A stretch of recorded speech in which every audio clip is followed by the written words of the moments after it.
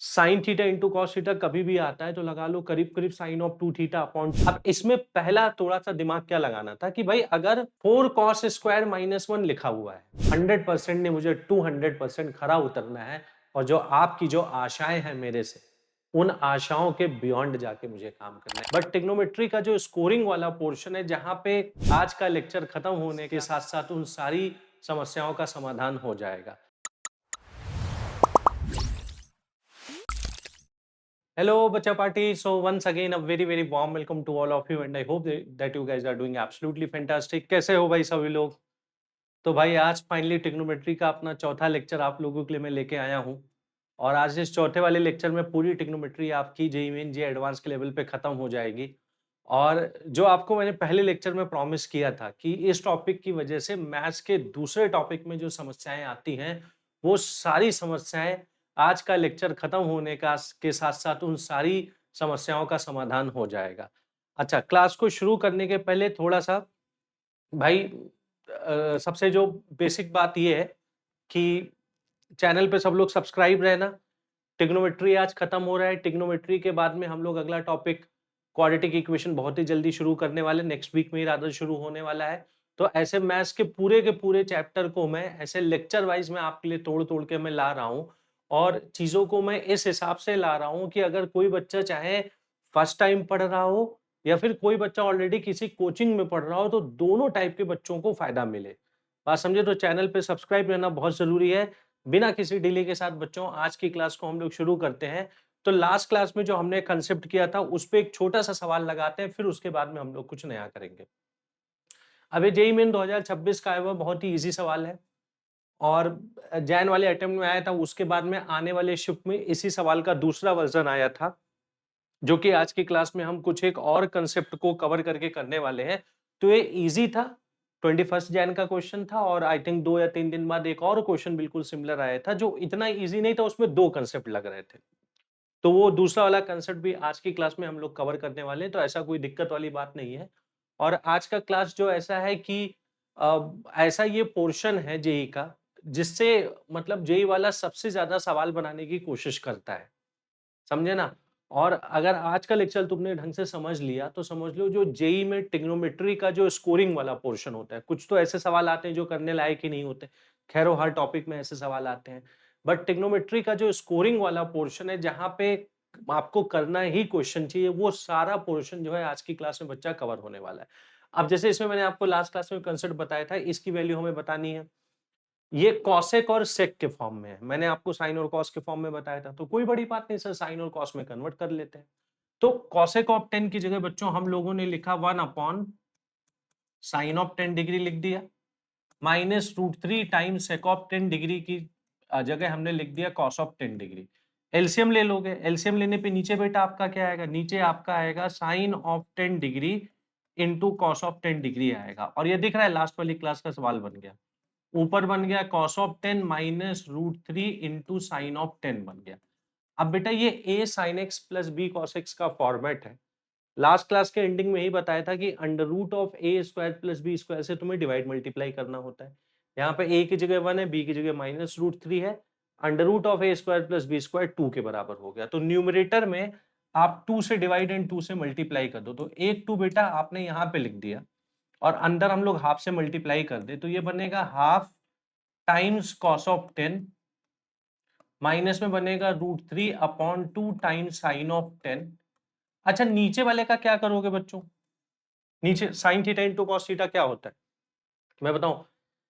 Sign theta into cos theta कभी भी आता है तो लगा लो करीब करीब साइन ऑफ 2 थीटा अपॉन 2 ही हमें लिखना है, हर सवाल में ही करना है। ये साइन ऑफ 2 थीटा का फॉर्मूला है, तो sign theta into cos theta का मतलब हो जाएगा साइन ऑफ 2 थीटा अपॉन 2, चूंकि sine of 2 theta 2 sine theta upon cos theta के बराबर होता है। अब ऊपर वाले को बेटा हम साइन के फॉर्म में भी ऑब्जर्व कर सकते हैं, कॉस के फॉर्म में भी ऑब्जर्व कर सकते हैं। मैंने बोला था कि आप साइन के फॉर्म में ही ऑब्जर्व करने की कोशिश करो, और अगर कॉस में लिखना है तो साइन थीटा को कॉस 90 माइनस थीटा करके हमेशा हम लोग कन्वर्ट कर सकते हैं। तो अब अगर साइन में एक साइन एक कॉस का टर्म आता है तो ये भाई कॉस वाला टर्म है, मतलब ये साइन का कुछ एंगल होना चाहिए। अब ये साइन का कौन सा एंगल आपको दिख रहा है भाई? साइन ऑफ 30 दिख रहा है। ये दिखते अगले वाले की सेटिंग वैसे ही क्लियर हो जाती है, ये साइन का टर्म है मतलब ये कॉस का कोई एंगल दिखना चाहिए। ये कॉस का बेटा कौन सा एंगल दिख रहा है, कॉस का 30 डिग्री दिख रहा है। तो हमें यहाँ से फिर साफ साफ न्यूमरेटर में क्या दिखने लगता है कि भाई 2 तो आपका लिखा ही है, 2 के साथ साथ sine 30 cos 10 minus cos 30 sine 10 लिखा हुआ है, जो कि बच्चा sine of A minus B की आइडेंटिटी है, तो साइन ऑफ 30 माइनस 10 हो गया। अच्छा डिनोमिनेटर में देखते हैं, ये वाला 2 ऊपर जाएगा तो यहाँ पे 2 मल्टीप्लाई हो जाएगा, और डिनोमिनेटर में लिखा है साइन ऑफ 20 डिग्री, काटम पीटम हो गया भाई, साइन 20 कैंसिल होके 4 आपका आंसर आ गया, 4 जो कि आपका डी वाले ऑप्शन में दिया था। समझे ना?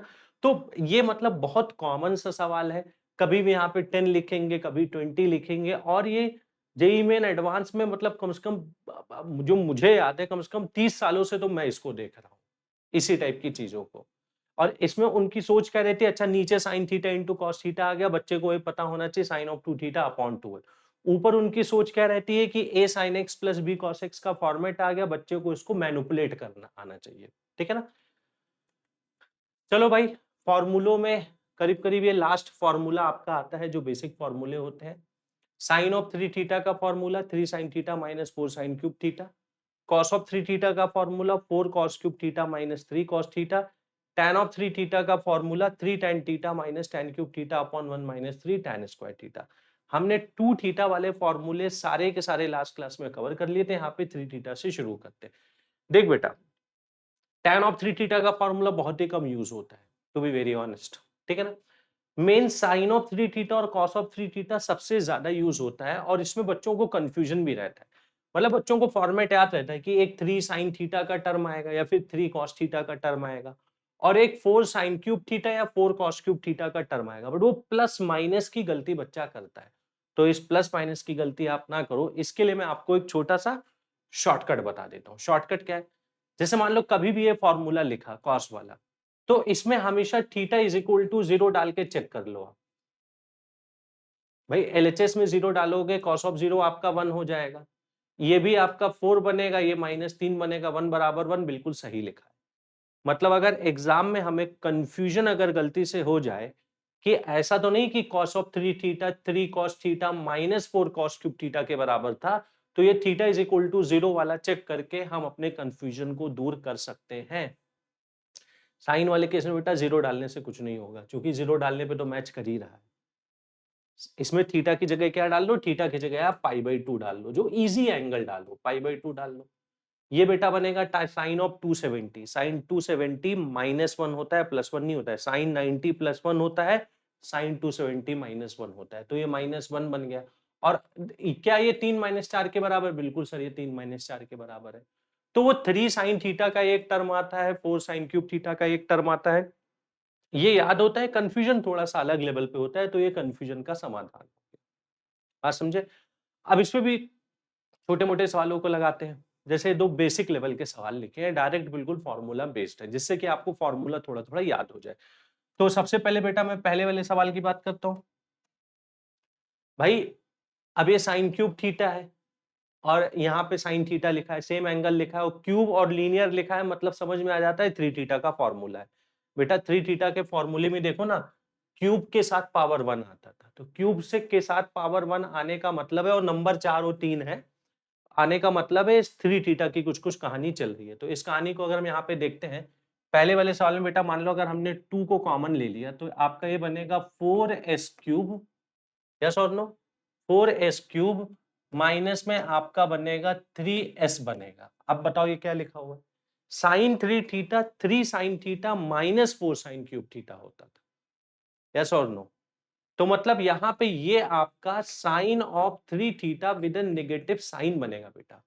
आप ध्यान करो ना, साइन 3 थीटा की आइडेंटिटी क्या थी, 3 sine theta minus 4 sine cube theta थी, जबकि यहाँ पे 3 साइन थीटा के आगे नेगेटिव है, तो नेगेटिव साइन ऑफ 3 थीटा बनेगा, और थीटा यहाँ पे सवाल में कितना दिया था, 40 डिग्री, तो नेगेटिव साइन 3 इंटू 40 डिग्री इसका आंसर हो जाएगा। तो कहने का सेंस आंसर यहाँ पे क्या आएगा, -2 साइन ऑफ 120 डिग्री आपका √3/2 के बराबर होता है। The answer to this problem will be -√3। ये आपका बच्चा पहला वाला सवाल, ठीक है ना? सेकंड वाला सवाल केवल और केवल आपको फॉर्मूला याद करवाने की कोशिश कर रहा है कि आपको फॉर्मूला याद हो जाए समहाउ, बाकी कुछ भी नहीं है। तो एक बार सेकंड वाला बहुत इजी सवाल है, फॉर्मूला एक बार याद हो जाएगा इसी बहाने। साइन ऑफ 3 थीटा का मतलब होगा 3 sine theta minus 4 sine cube theta, नीचे में एक साइन और लिखा था। कॉस ऑफ 3 थीटा का मतलब होगा 4 cos cube theta minus 3 cos theta, नीचे में बेटा एक कॉस और लिखा था। देखिए बेटा साइन ऊपर नीचे कैंसिल होता हुआ दिख रहा है, तो यहाँ पे एक साइन कैंसिल होगा, 3 बचेगा और क्यूब स्क्वायर हो जाएगा। अगले वाले में नेगेटिव के साथ कॉस कैंसिल होता हुआ दिख रहा है, एक कॉस कैंसिल होगा, 4 कॉस स्क्वायर हो जाएगा और माइनस 3 अपॉन सी, माइनस 3 सी अपॉन सी, माइनस 3 बचेगा। माइनस को अंदर ले जाओ तो देख बेटा ये माइनस माइनस हो गया प्लस 6, यहाँ पे प्लस 3 लिखा था, एक प्लस 3 यहाँ से आ गया, और minus 4s square minus 4c square में माइनस 4 को आपने कॉमन ले लिया तो s square plus c square हो गया।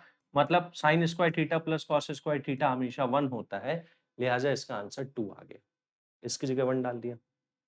ठीक है ना, तो मैं उम्मीद करता हूं कि फॉर्मूला आपको याद हो चुका होगा। अब ये जेईई मेन 2023 का मतलब एक ट्रिकी सवाल उन्होंने बनाने की कोशिश की है, ठीक है ना। अब यहाँ पे लिखा है कि भाई इसकी वैल्यू तुम्हें बतानी है, जो भी यहाँ पे लिखा हुआ है। देख बेटा अभी तो भाई मल्टीप्लाई वगैरह ऑब्वियसली आप एग्जाम में करोगे ही नहीं, बट ये 4 कॉस स्क्वायर माइनस 1 करके लिखा हुआ है, ये सर 3 थीटा का फॉर्मूला भी नहीं दिख रहा है एज सच, क्योंकि अगर बेटा 3 थीटा का ये फॉर्मूला होता तो एक नंबर 4 आता, एक नंबर 3 आता, तो अभी डायरेक्ट 3 थीटा का भी फॉर्मूला नहीं दिख रहा है। अब इसमें पहला थोड़ा सा दिमाग क्या लगाना था कि भाई अगर 4 कॉस स्क्वायर माइनस 1 लिखा हुआ है, तुम मे भी कॉस स्क्वायर को साइन स्क्वायर में कन्वर्ट कर दो, तो कॉस स्क्वायर थीटा कितना होता है 1 माइनस साइन स्क्वायर थीटा होता है, माइनस में 1 आ गया। अब कुछ दिखा कि नहीं दिखा, 4 कॉस स्क्वायर, अब ये बनेगा 4 माइनस 1 आपका 3 हो जाएगा, ये 3 माइनस 4s स्क्वायर आ रहा है, ये 3 माइनस 4s स्क्वायर आ रहा है, और 3 माइनस 4s स्क्वायर बेटा आपको कहीं क्या दिखता था क्या, यहाँ पे देखो भाई अगर साइन थीटा को कॉमन ले लो तो कितना बनेगा 3 माइनस 4s स्क्वायर बनेगा, यानी वही बात हो गई 3 माइनस 4s स्क्वायर की वैल्यू होगी साइन 3 थीटा अपॉन थीटा। समझ में आ रहा है कि नहीं आ रहा है, यहाँ पे भाई साइन थीटा से डिवाइड कर दो, तो साइन 3 थीटा अपॉन थीटा किसके बराबर होगा 3 माइनस 4s स्क्वायर के बराबर होगा। और अगर आप ध्यान से देखोगे तो इस वाले सवाल में हमने वही काम किया है भाई, sine 3a upon a 3 minus 4s square आता था, इस वजह से इस सवाल को भी कराया था। बात समझ में आती है, तो मतलब ये 3 minus 4s square sine 3 theta upon a की वैल्यू होती है, साइन 3 थीटा अपॉन थीटा, तो हमें पता लग गया this is the value of sine of 3 theta divided by sine theta की वैल्यू होती है। तो मतलब यहाँ पे चैलेंज के नाम पे एक ही था कि कॉस स्क्वायर को साइन स्क्वायर में कन्वर्ट करना। अब वही भाई अगर कोई 10th क्लास का 9th क्लास का बच्चा सुनेगा हंसेगा, सर कॉस स्क्वायर थीटा की जगह 1 माइनस साइन स्क्वायर थीटा देखना चैलेंज था। हाँ बस वही चैलेंज था, उसके बाद तो 3 और 4 का कॉम्बिनेशन 3 थीटा के फॉर्मूले में आता है, हमें क्लिक हो जाता है। अब इस सवाल को एक बार बेटा हम लोग करके देखते हैं। तो ये आपका हो गया 36, अब एंगल पहले 9 है तो यहाँ पे 9 डाल दो, तो ये कितना बनेगा 3 into 9 sine of 27 degree divided by कितना बनेगा साइन ऑफ 9 डिग्री हो जाएगा, यस और नो। अगले वाले एंगल में एंगल 27 है तो बेटा यहाँ पे 27 डाल दो, ऊपर भी 27 नीचे भी 27, तो आपका बनेगा साइन ऑफ 81 और नीचे आपका बनेगा साइन ऑफ 27। अगले वाले में एंगल 81 है तो 81 यहाँ पे भी डाल दो, 81 यहाँ पे भी डाल दो, क्योंकि 4c स्क्वायर माइनस 1 नोटिस करो 3 माइनस 4s स्क्वायर के बराबर था और वो sine 3 theta upon sine theta के बराबर था, तो थीटा की जगह हम 81 डाल देते हैं, तो आपका बन जाएगा 81 इंटू 3 243 डिवाइडेड बाई साइन 81 बन जाएगा। चलो भाई ये भी, अगले में थीटा की जगह 243 डालना है, अब 243 इंटू 3 729 होगा, तो ऊपर आपका बन जाएगा sine of 729 divided by sine of कितना बेटा 243। अब भाई जो जो कैंसिल हो रहा है उसको कैंसिल कर दो, और काफी सारी चीजें कैंसिल होते हुए आपको दिखनी चाहिए कि भाई हमें पता क्या लग रहा है, हमें पता ये लग रहा है कि ये साइन 27 प्रोडक्ट में है cancel, sine 81 cancel, sine 29 sine 243 cancel. अब बताओ बाकी भी कैंसिल हो रहा है क्या, 36 तो बेटा ऑलरेडी अपना लिखा हुआ है, अब 729 कितना होता है 720 प्लस 9, और साइन 4 पाई प्लस थीटा होता है साइन थीटा, मतलब ऊपर भी आपका लिखा है साइन ऑफ 9 डिग्री नीचे भी आपका लिखा है साइन ऑफ 9 डिग्री, तो आंसर प्रॉब्लम का 36 ही आ जाएगा। तो मतलब जो मैंने बात बोली थी, चैलेंज ये था कि भाई कॉस स्क्वायर को साइन स्क्वायर के फॉर्म में देखना, जिससे 4 और 3 वाला टर्म आपको दिखेगा और उससे आइडिया क्लिक हो जाएगा। 4 और 3 की कहानी जो होती है वो 3 थीटा के फॉर्मूले में ही बनती है। तो यस, चैलेंजिंग पार्ट ये था, आई मीन कॉस स्क्वायर को साइन स्क्वायर में कन्वर्ट करना। चलो भाई, मजा आया लगा के ना। अगला सवाल देखते हैं। अच्छा, अब ये सवाल नहीं है बेटा, एक बेसिकली जैसे अभी आप थोड़ा सा नोटिस करोगे तो लास्ट वाले सवाल में कुछ एक साइन का प्रोडक्ट था, तो उसको कई लोग प्रोडक्ट सीरीज भी बोलते हैं। तो प्रोडक्ट सीरीज मुझे आपको पढ़ाना है, जिसकी शुरुआत बेसिकली मैं यहां से कर रहा हूं। अब प्रूव करना है कि हमें sine theta sine 60 minus theta and sine 60 plus theta जो है 1/4 साइन ऑफ 3 थीटा के बराबर है। एक बार इसको प्रूव करके मैं बताता हूं इसकी उपयोगिता क्या होने वाली है। हमने बोला कि भाई साइन ऑफ थीटा को हमने यूं ही रहने दिया। लास्ट क्लास में भी बड़ा अच्छे से आइडेंटिटी लगाई थी, sign A minus B into sine A plus B, याद है ना? Sign A minus B into sine A plus B, बच्चों sine square A minus sine square B होता था और इसका एक भाई भी होता था। Cos A plus B into cos A minus B, cos square A minus sine square B के बराबर होता था। तो ये तो बहुत सिंपल है, sign A plus B into sine A minus B, sine square A minus sine square B के बराबर होगा। तो हम बोलेंगे हो जाएगा साइन स्क्वायर 60 डिग्री माइनस में आपका आ जाएगा साइन स्क्वायर थीटा आ जाएगा। तो बेटा साइन ऑफ थीटा आपका बाहर रह गया, साइन 60 √3/2 होता है, उसका स्क्वायर 3/4 हो जाएगा, माइनस में साइन स्क्वायर थीटा हो जाएगा। यस और नो? 4 को बेटा आपने एलसीएम ले लिया, ऊपर एक साइन थीटा ऑलरेडी लिखा हुआ है, एलसीएम लेने के बाद बनेगा 3 और 4 का कॉम्बिनेशन। देखो भाई फिर से दिखने लगा, साइन थीटा को अंदर मल्टीप्लाई कर दो, क्या बन गया 3 sine theta minus 4 sine cube theta, जो कि साइन ऑफ 3 थीटा के बराबर होता है। तो साइन ऑफ 3 थीटा अपॉन 4 के बराबर आ गया। ये तो एक प्रूविंग का सवाल हमने कर दिया। ठीक इसी हिसाब से बेटा अगर यहाँ पे कॉस लिखा होता, यहाँ पे भी कॉस लिखा होता, यहाँ पे भी कॉस लिखा होता, साइन की बजाय कॉस लिखा होता है, एंगल वही था, एक थीटा था, एक 60 माइनस थीटा था, एक 60 प्लस थीटा था, तो उस केस में आंसर होता 1/4 कॉस ऑफ 3 थीटा। उसको प्रूव करने के लिए मैं cos a plus B into cos A minus B की आइडेंटिटी लगाता, जो कि cos square A minus sine square B के बराबर होता है। और जो अगला टॉपिक है उसके हिसाब से, जिसका नाम है कंटिन्यूड प्रोडक्ट ऑफ साइनसेस, उसके हिसाब से बड़ी रिलेवेंट बात है। तो भाई इसमें कुछ कुछ रिजल्ट्स हम पढ़ेंगे, जिससे साइन और कॉस के कई सारे टर्म्स का जो मल्टीप्लिकेशन वाला सीरीज आता है उसको हम इजिली सॉल्व कर पाएंगे। तो इसमें बेटा जो सबसे पहली जो बात यहाँ पे आती है, अरे नहीं नहीं भाई, तुम्हारा नेट नहीं खराब हुआ है तो कैसी चल रही है पढ़ाई? मजा आ रहा है? देखो अक्सर प्रिपरेशन की दिशा जब नहीं पता हो, एक मिनट नालायक, वो वाली दिशा नहीं, ये वाली दिशा, डायरेक्शन। जब प्रिपरेशन की दिशा नहीं पता हो तो अक्सर नींद आती है, उबासियां आती हैं, समझ नहीं आता कि कर क्या रहे हैं और क्यों कर रहे हैं। और इसीलिए मैं बच्चों के लिए हमेशा कुछ ऐसा करने की कोशिश करता हूं जिससे उन्हें उनका लक्ष्य दिखता रहे। एकलव्य टेस्ट सीरीज इसी कोशिश की एक पहल है। एकलव्य टेस्ट सीरीज में मैंने अपने सालों के तजुर्बे से पूरे रिसर्च करके ऐसे टेस्ट पेपर्स बनाए हैं जिससे कि बच्चे को हर वक्त ये पता चलता रहे कि वो कितने पानी में है और अपने लक्ष्य के कितने करीब है। पहले आप जैसे जैसे टॉपिक पढ़ेंगे इसमें टॉपिक वाइज टेस्ट दे सकते हैं, उसके बाद टॉपिक खत्म हो जाने के बाद चैप्टर वाइज टेस्ट, चैप्टर खत्म हो जाने के बाद सब्जेक्ट वाइज टेस्ट और सारे सब्जेक्ट्स खत्म हो जाने के बाद फुल लेंथ मॉक टेस्ट। बीच बीच में छोटे छोटे यूनिट टेस्ट भी रहेंगे जो 2-3 चैप्टर्स को मिलाकर पूछे जाएंगे। तो ये सारी मशक्कत क्यों कर रहा हूं मैं?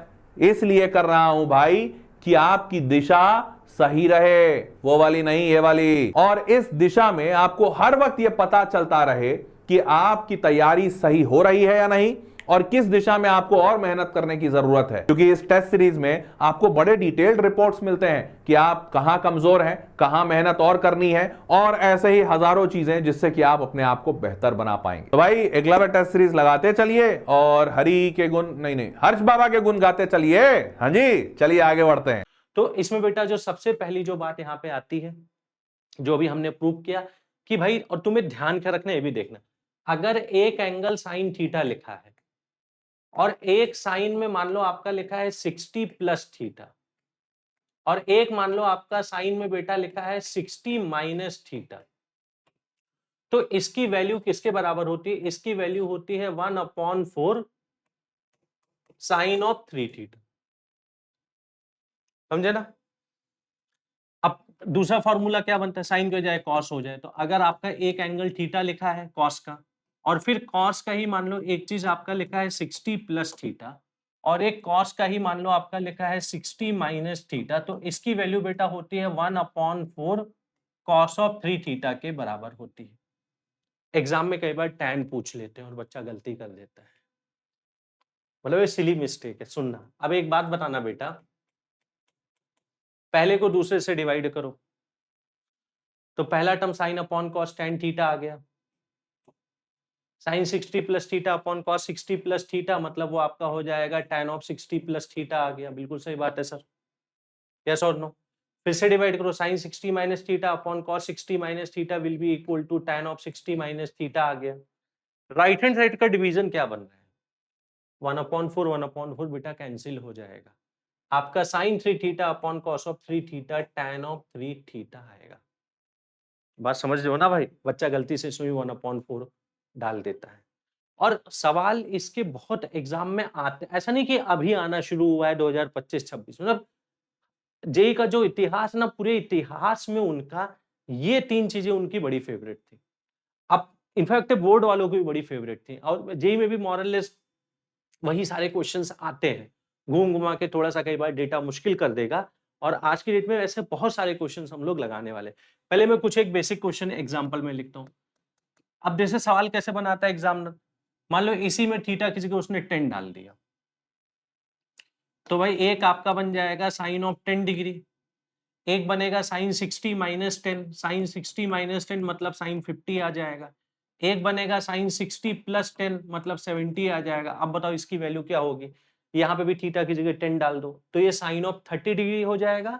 साइन 30 का मतलब 1/2 होता है, 1/2 इंटू 1/4 1/8 आ जाएगा। अब बेटा अपने बोर्ड का वो सबसे भयानक वाला सवाल तुम रिकॉल करो, जिससे तुम बहुत चिढ़ते थे। रिकॉल करो, बोर्ड में ये सवाल आपका लोग चिढ़ते थे क्योंकि आपको ये प्रोसेस नहीं पता होता था। बोर्ड में पूछता था sine 10 into sine 30 into sine 50 into sine 70। अब इसकी वैल्यू क्या होगी भाई? अब साइन 10 साइन 50 साइन 70 का प्रोडक्ट हमें 1/8 पता है, उसके साथ एक एक्स्ट्रा साइन 30 लिखा है, साइन 30 हाफ होता है, तो इसका आंसर 1/16 हो जाता था। अब देखो बेटा, जो बोर्ड का प्रोसेस होता था कि भाई अब इसमें आप 2 साइन ए साइन बी वगैरह की आइडेंटिटी लगाते थे, समझे ना, बेसिक आइडेंटिटी लगाते थे, तो उससे भी होता है, बट उससे काफी ज्यादा लंबा हो जाता है, क्योंकि एग्जाम में बहुत बार आप देखोगे कि अगर साइन और कोसाइन की सीरीज है, तो ये वाला सेटिंग बहुत कॉमन सेटिंग होता है। जैसे मान लो एक हमें सेकंड वाले पे एक एग्जांपल लिखना था, अब हमने मन में थीटा की जगह 20 सोच लिया। अब थीटा की जगह जब 20 हमने सोचा, तो मैंने बच्चे को सवाल क्या दिया? मैंने बच्चे को सवाल दिया cos ऑफ 20 और cos ऑफ 60 माइनस 20 मतलब cos ऑफ 40 हो गया, cos ऑफ 60 प्लस 20 मतलब cos ऑफ 80 हो गया। बात समझ रहे ना भाई? और अब इसकी वैल्यू मैंने पूछ ली, तो अब सेकंड वाली में हमने थीटा की जगह 20 सोचा है, तो आंसर बेटा इसका एक शॉर्ट में लिखना सीखो, answer will be 1/4 cos of 3 times 20 degree, मतलब this will be equal to cos of 60 degree divided by 4। ठीक है ना? cos 60 की वैल्यू कितनी होती है? हाफ, यानी आपका 1/8 आ गया। मान लो मुझे थर्ड वाले पे, अब तुम्हें सब कुछ ही बहुत इजी लगेगा, ये मुझे समझ में आ, थीटा की जगह भाई कुछ भी, कोई भी एंगल हम सोच लें, फर्क ही नहीं पड़ता। मान लो थीटा की जगह हमने लेट से 15 डिग्री सोच लिया, बट 15 पे सवाल जनरली वो बना के क्यों नहीं देगा? क्योंकि 15 पे वैल्यू तुम्हें पता होती है, tan 15 हो जाएगा जो कि 2 प्लस रूट 3 होता है, और सॉरी 2 माइनस रूट 3 होता है। ये tan 75 हो जाएगा जो कि 2 प्लस रूट 3 के बराबर होता है, और ये tan 45 हो जाएगा जो कि 1 हो जाएगा। तो ऐसा एंगल जानबूझ के देगा जिसमें, जैसे यहाँ पे 20 40 80 कॉस में इसकी वैल्यू नहीं पता, यहाँ पे 10 50 70 साइन में इसकी वैल्यू नहीं पता, तो जानबूझ के कुछ ऐसा एंगल देगा जिसकी वैल्यू आपको ना पता। बात समझ में आ रहा है ना? फिर भी देखो देखो सवाल बनाने का तरीका देखना। अब मान लो थर्ड वाले पे मुझे एक सवाल लिखना था, अब हमने लिखा अब मैं एग्जामिनर हूं, मैंने ऊपर लिखा tan ऑफ 25 डिग्री, फिर हमने लिखा tan ऑफ 35 डिग्री, फिर हमने लिखा tan ऑफ 70 नहीं tan ऑफ 75 डिग्री। आप सुनना, अब डेटा की सेटिंग में कुछ कुछ अलग कर रहा हूं, बात समझ में आती है। और डिवाइडेड बाय हमने लिख दिया cot ऑफ 5 डिग्री, बोला इसकी वैल्यू बता दो। अब सर क्या क्या एंगल लिखा है बेटा, यही चीज तुम्हें पकड़नी है कि सवाल बनाने वाला आपसे ज्यादा मजबूर है, आप यकीन मान लीजिए। सवाल बनाने वाला जो है वो आपसे कहीं ज्यादा मजबूर है। अरे इसको थोड़ा सामने गड़बड़ लिख दिया, 85। तो एक हमने इस बार हमने थीटा किसके 25 सोचा है ना, तो एक हमें 25 लिखना था, एक 60 प्लस 25 मतलब 85 लिखना था, एक 85 लिखना था। हाँ अब ये सही लिखा हुआ है, और नीचे मान लो ना भी लिखते हैं। अब मैंने बोला इसको सॉल्व कर दो, ठीक है ना। तो भाई अब यही ऑब्जर्वेशन, एक ही वही ऑब्जर्वेशन है। 60 में से 25 जाएगा, 35 बचेगा, 60 प्लस 25 85 हो जाएगा, और यहाँ पे 25 लिखा है, मतलब एक एंगल थीटा लिखा होगा, एक एंगल 60 प्लस थीटा लिखा होगा, और एक एंगल 60 माइनस थीटा लिखा होगा। तो इसका आंसर ले देके क्या आता है, इसका आंसर आता है tan ऑफ 3 थीटा। अब थीटा की जगह बेटा 25 डिग्री था, मतलब इसका आंसर आ गया tan ऑफ 75 डिग्री। अब tan 75 की वैल्यू मतलब क्या होती है, 2 प्लस √3 होती है। तो भाई प्रोडक्ट सीरीज को सॉल्व करने के लिए सबसे आसान, सबसे इजी, सबसे बेहतर ये वाली चीज होती है, पॉइंट नंबर 1। एक बेटा दूसरे टाइप की भी प्रोडक्ट सीरीज आ सकती है, अभी नॉलेज पूरा कंप्लीट नहीं हुआ है। दूसरे टाइप की प्रोडक्ट सीरीज में मतलब बड़ी अच्छी सेटिंग होती है, वो सेटिंग थोड़ा सा आप जानने की कोशिश कीजिएगा बच्चों। सेटिंग बेटा क्या होती है, अब पहली बात तो ये जो प्रोडक्ट सीरीज जो दूसरे टाइप का है वो कोसाइन का प्रोडक्ट सीरीज है, कोसाइन का प्रोडक्ट सीरीज होगा, ये पहली बात हो गई। सेकंड नंबर पे जो एंगल्स है ना बेटा, एंगल्स जो होंगे वो जीपी में होंगे। और कौन सी वाली, अब जैसे जिन बच्चों को जीपी नहीं पता मैं उनके लिए बता रहा हूं। जीपी का मतलब होता है कि जैसे, वैसे तो जीपी बहुत कुछ हो सकता है, एंगल ऐसा होगा theta, 2 theta, 4 theta, 8 theta, etcetera type का एंगल होगा, अगर तुम्हें जीपी नहीं पता है। या फिर ऐसा भी हो सकता है theta, theta by 2, theta by 4, theta by 8, etcetera इस टाइप का एंगल हो।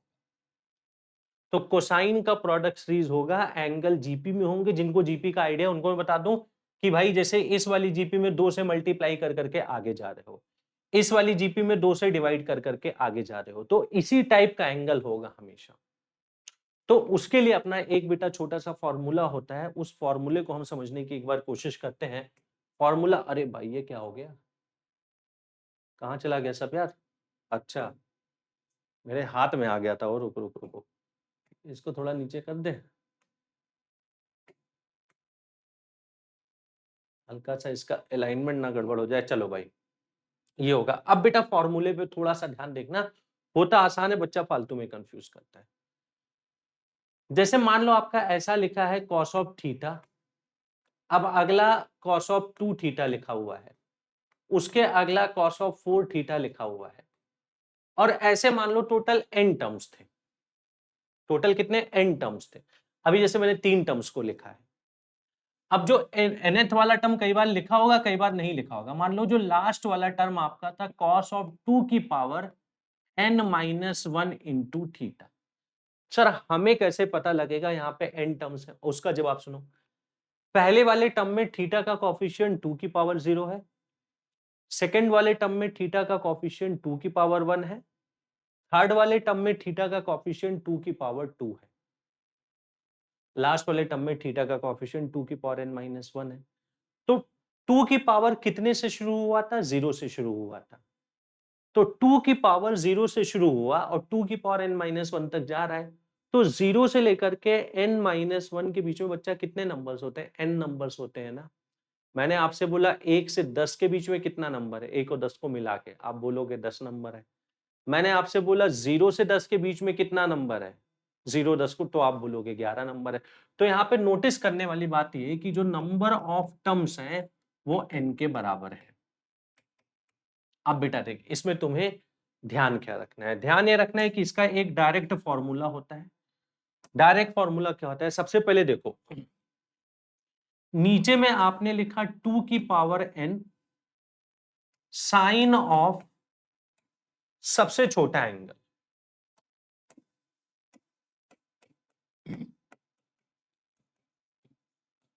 ऐसे याद रखना। ऊपर में आपको क्या लिखना है? Sine of 2 times the largest angle.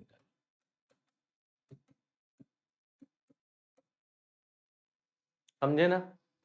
अब ये इसका फॉर्मूला होता है। इस फॉर्मूले को बेटा अगर हम यहाँ पे लगाते हैं, हमें क्या पता लगता है? This will be equal to sine of 2 times सबसे बड़ा एंगल कौन था? जो सबसे, भाई 2-2 से मल्टीप्लाई करते चले जा रहे हो, तो 2-2 से मल्टीप्लाई करोगे तो सबसे जो लास्ट वाला टर्म होगा वही सबसे बड़ा होगा ना।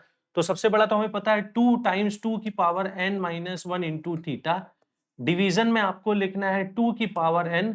सबसे छोटा एंगल क्या है? जो सबसे पहला एंगल था, थीटा था। बात बेटा ध्यानपूर्वक सुनना है, कोसाइन की ही सीरीज होनी चाहिए, एंगल इसी टाइप का हमेशा होना चाहिए। आंसर क्या होता? प्रोडक्ट ही होना चाहिए। आंसर क्या होता है? Sine of 2 into largest angle divided by 2 to the power n into sine of smallest angle. ये फॉर्मूला होता है। अब इसी फॉर्मूले को अगर ये वाली सीरीज आती तो भी ऐसा कर सकते थे। फिर से कोसाइन की सीरीज लेते हैं। अब पहला एंगल थीटा, फिर हमने क्या? उसको 2 से डिवाइड किया, फिर हमने क्या किया? फिर से 2 से और डिवाइड कर दिया, थीटा अपॉन 4 हो गया। ऐसे करते करते मान लो मुझे n टर्म्स लिखना है, लास्ट वाला टर्म होगा थीटा अपॉन 2 की पावर n-1 होगा।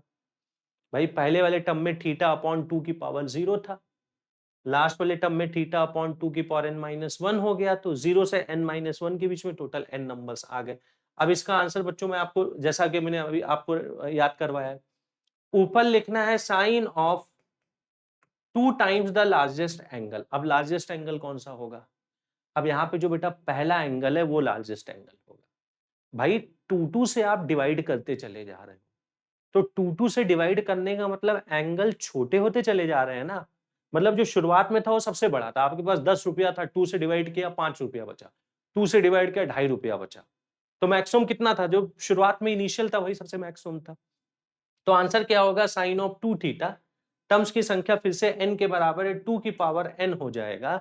नीचे में आप लिखोगे sine of smallest angle. Last वाला एंगल भाई सबसे ज्यादा, उसको 2 की सबसे बड़ी पावर से डिवाइड किया गया, तो ये सबसे छोटा हो जाएगा। ये आपका हो जाएगा थीटा अपॉन 2 की पावर n-1।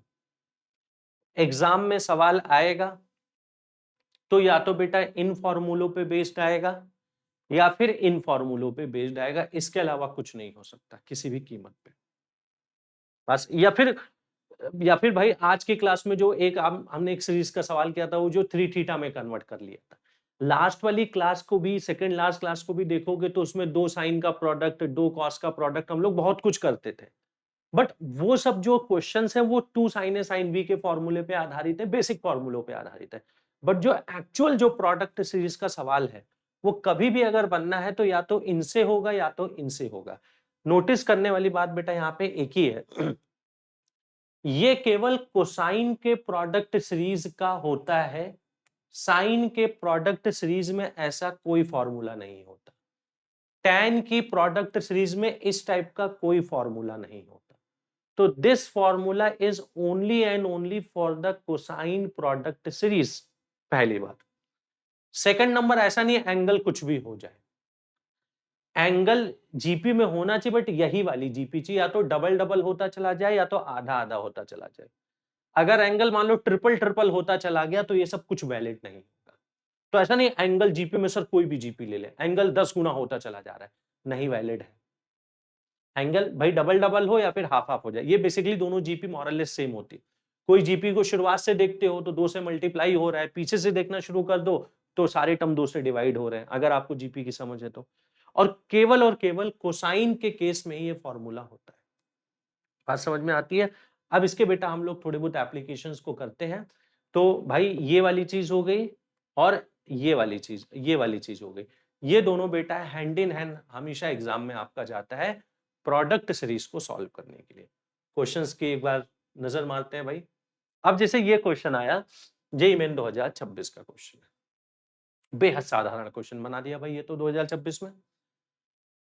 पाई बाई 18, पाई का मतलब 180 डिग्री होता है, मतलब ये साइन ऑफ 10 लिखा हुआ है, ये साइन ऑफ 50 लिखा हुआ है बेटा। 5 पाई बाई 18 ये साइन ऑफ 50 लिखा हुआ है, ये साइन ऑफ 70 लिखा है। सर ये सवाल तो अभी किया था, साइन सेंट साइन 50 साइन 70 कितना होता है 1/8 के बराबर होता है, तो इस वाले पे आधारित हो गया। तो कहने का मतलब ये कितना आ गया, इसकी वैल्यू आपकी आ गई 1/8 के बराबर, यानी k की वैल्यू आ गई 1/8। के 1/8 आ गया। पूछा क्या जा रहा था, पूछा जा रहा था साइन ऑफ 10 पाई बाई 3 और k आपने 1/8 निकाला है, ऊपर एक k भी लिखा है, इंटू 1/8 कर दो। मतलब पूछा आपसे जा रहा है साइन ऑफ 2 से डिवाइड कर देते हैं, नीचे 24 है वो 12 बन जाएगा, 5 पाई बाई 12।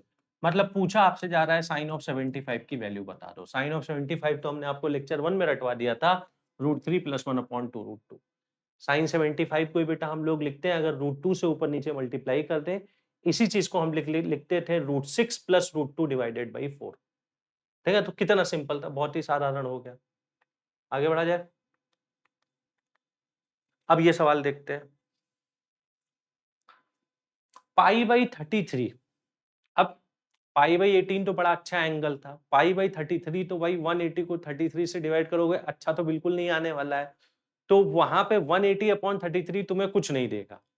ठीक है, मतलब इसमें कुछ अलग दिमाग लगाना पड़ेगा। अलग दिमाग देखते हैं और क्या है, फिर हो सकता है कोसाइन का वो जीपी वाला फॉर्मूला लग रहा हो। अब इस चीज को अगर हम देखते हैं बेटा, ये वाला एंगल आपका थीटा लिखा हुआ है, ये वाला एंगल आपका 2 थीटा लिखा हुआ है, ये वाला एंगल आपका 4 थीटा लिखा हुआ है, ये एंगल आपका 8 थीटा लिखा हुआ है, और ध्यान दीजिए ये एंगल आपका 16 थीटा लिखा हुआ है। यदि आप थीटा की जगह पाई बाई 33 मानते हो तो ऐसी सीरीज आपको नजर में आ रही है।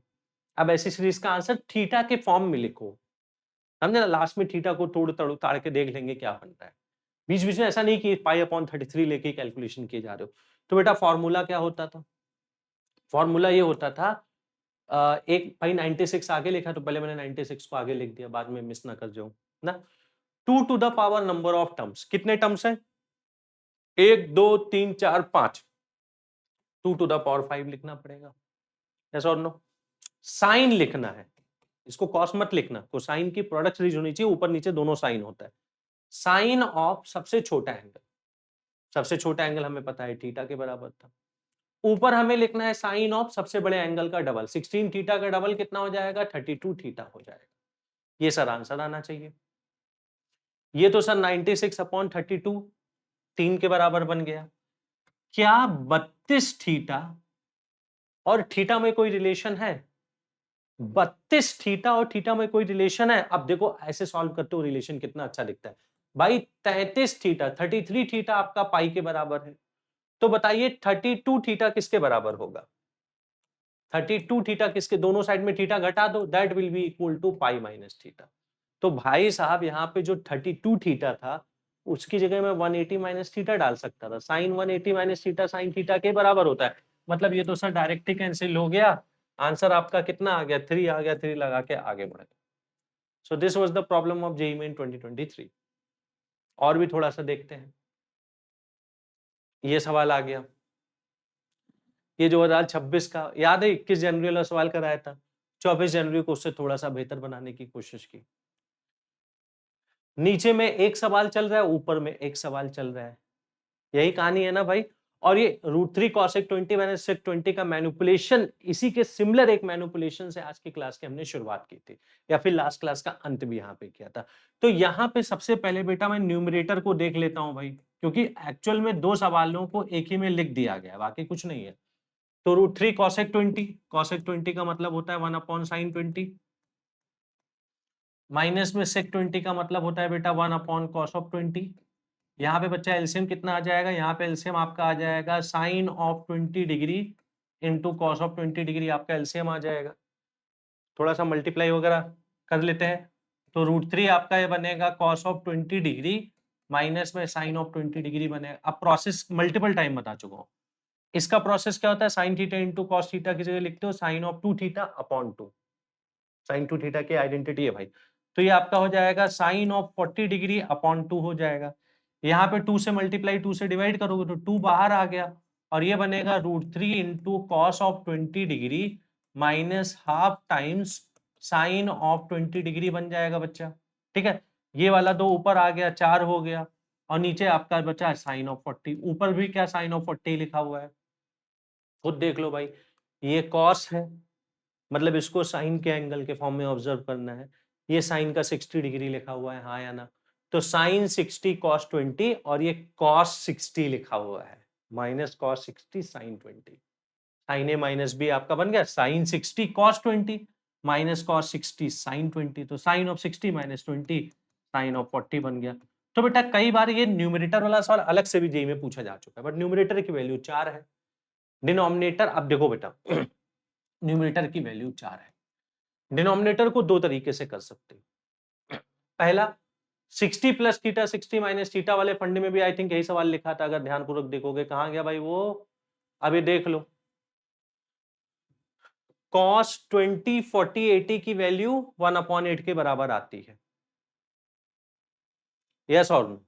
और इसमें जीपी वाला फॉर्मूला भी लगा सकते हैं, जीपी वाला फॉर्मूला भी लगा सकते हैं। तो अगर मान लो मैं बात करता हूं इस वाले प्रॉब्लम की, तो भाई 20 40 80 तो 1/8 के बराबर है और उसके साथ साथ cos 60 भी हाफ होता है। मतलब ये 16 ऊपर जाएगा, 16 इंटू 4 आपका 64 हो जाएगा। 16 इंटू 4 64 हो जाएगा। जो बेटा cos 60 पहले से पता था उसकी वैल्यू तुम यूज कर लो ना हाफ, ऐसा थोड़ी ना उसको सीरीज में बीच में ऐसे फालतू में फंसा के रखोगे। अगर मान लो इसी को दूसरे मेथड से करना होता है कि जैसे मान लो आप मेरे से पूछते कि सर ये जो 20 40 वाला है ना उसको जीपी सीरीज वाले मेथड से करके दिखा दो, तो ये बेटा बहुत ही सिंपल तरीके से ही होता है। 80 डिग्री आप नीचे क्या लिखते हो, साइन ऑफ सबसे छोटा एंगल 20 डिग्री है, कितने टर्म्स हैं, 3 टर्म है तो इंटू 2 क्यूब। ऊपर साइन ऑफ सबसे बड़ा एंगल कितना है, 80 है, 80 का डबल कितना होता है, 160 डिग्री होता है, समझे ना? अब देखो ये और ये कैंसिल हो गए, सप्लीमेंट्री एंगल्स है। Sine 160 will be equal to sine of 180 minus 20, sine 180 minus 20 sine 20 के बराबर होता है। तो आंसर इवेंचुअली फिर भी कितना आता है, 1/8 आता है। ठीक है ना? और इसे देखो 1/8 को हमने यूज किया था और बाकी cos 60 की वैल्यू को यूज किया था। तो अब इसमें दो चीजों को कंबाइंड कर दिया, मतलब आज की क्लास की शुरुआत को और आज के क्लास में जो हमने सीखा दोनों को कंबाइंड कर दिया गया। बट कंबाइंड करने से बेटा कोई फर्क नहीं पड़ता है, चीजें आसानी रहती है। ये बेटा आपका फंडा होता है continued product of sine and cosine series. एक जो बहुत इंपॉर्टेंट वैरायटी ऑफ प्रॉब्लम आता है उसको हम बोलते हैं maximum and minimum value of the trigonometric expression. और इसमें सबसे ज्यादा जो इंपॉर्टेंट रिजल्ट है बेटा यहां पे उसको लिखा गया है।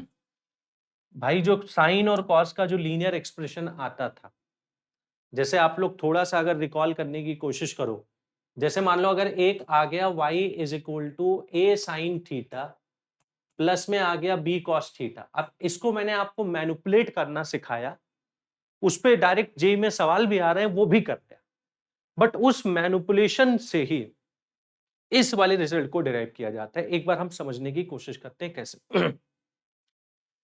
मैंने बोला अगर इसको हमें सिंगल साइन या सिंगल कॉस के फॉर्म में लिखना है तो आप under root of A square plus B square से डिवाइड मल्टीप्लाई करोगे, यही प्रोसेस हम लोग सीख रहे हैं।